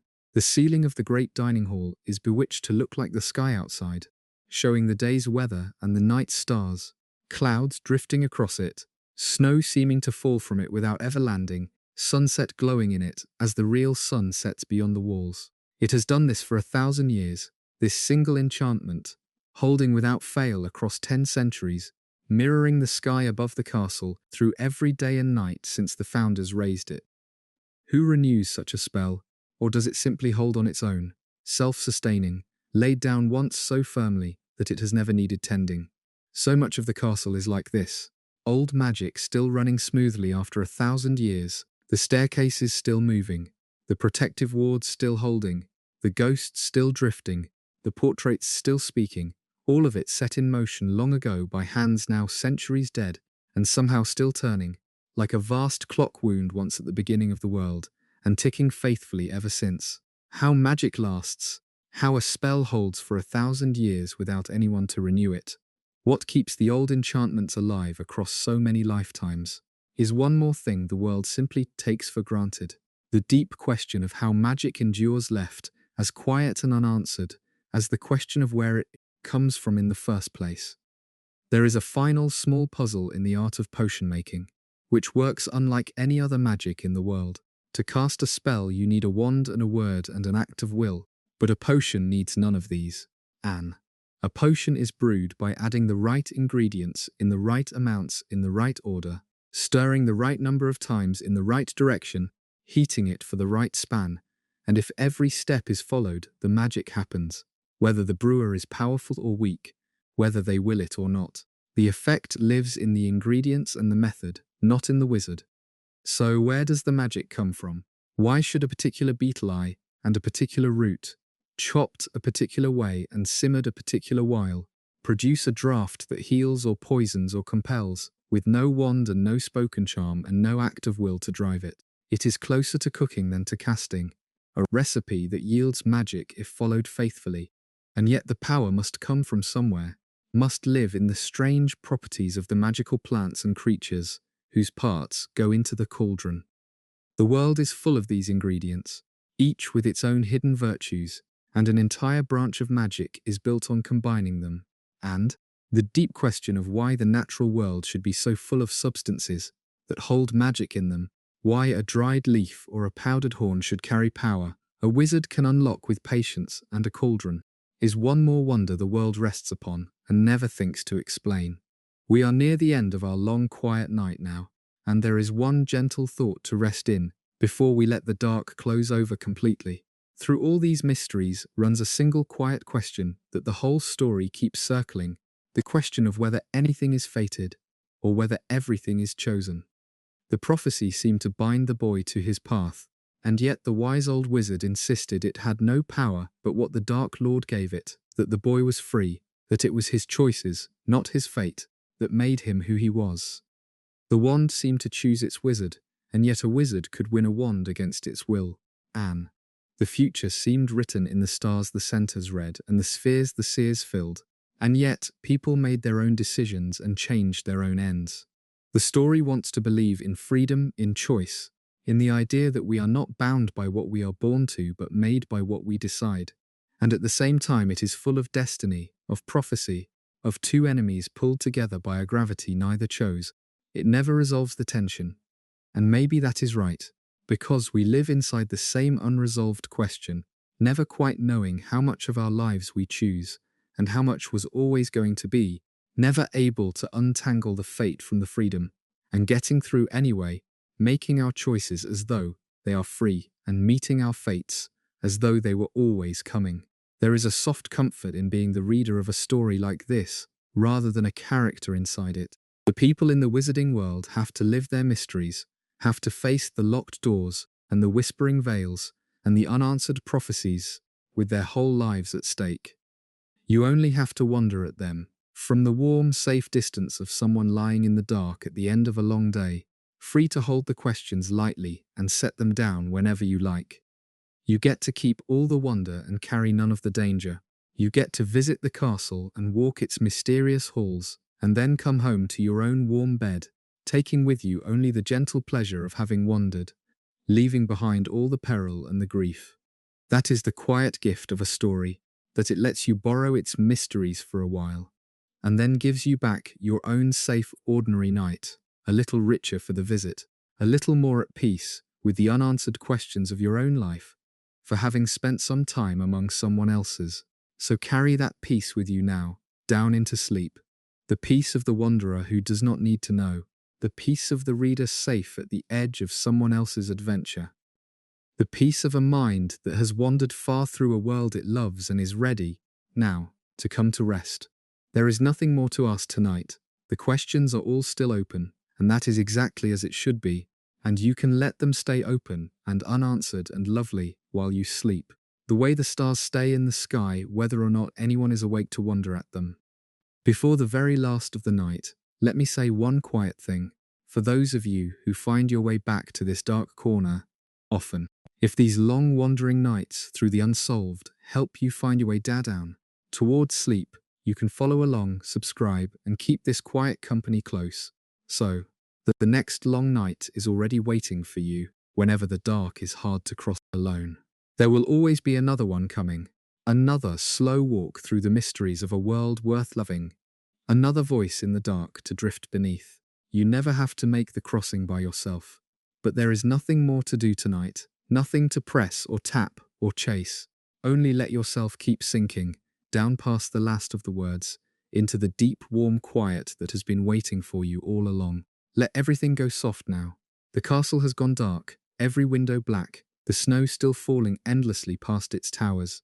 The fires have all burned down to ash. The portraits sleep, the staircases rest. The wands wait in their boxes. The owls have tucked their heads beneath their wings. The lake lies frozen and still under the moon. The forest stands silent under its white blanket, and far beneath the ministry the locked door stays locked. The veil drifts in its windless room.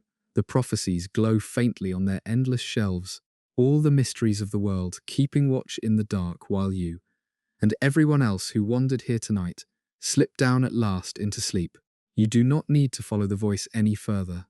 It will fade on its own, growing softer and dimmer, a quiet murmur at the edge of the dark, and you can let it go. You can let all of it go. The wands and the souls, the castle and the creatures, the veil and the locked door, and the long unanswered questions, all of them safe and patient, and asking nothing, all of them waiting where you left them, none of them needing you tonight. You have wandered far enough. You are warm, and you are heavy, and you are held, and the night is deep, and there is nowhere to be, and nothing to solve, and no question you must carry. There is only the soft dark, and your own slow breathing, and the gentle drift downward into rest. Sleep now. Let the mysteries keep themselves. Let the snow keep falling in the dark behind your closing eyes, soft and slow and endless, covering the whole quiet world in white silence, and let it carry you all the way down into the deep and dreamless dark, where there are no questions and no answers. Only rest, only quiet, only sleep. Good night, sleep well. The mysteries will still be here, and so will the quiet, whenever you next have rest now.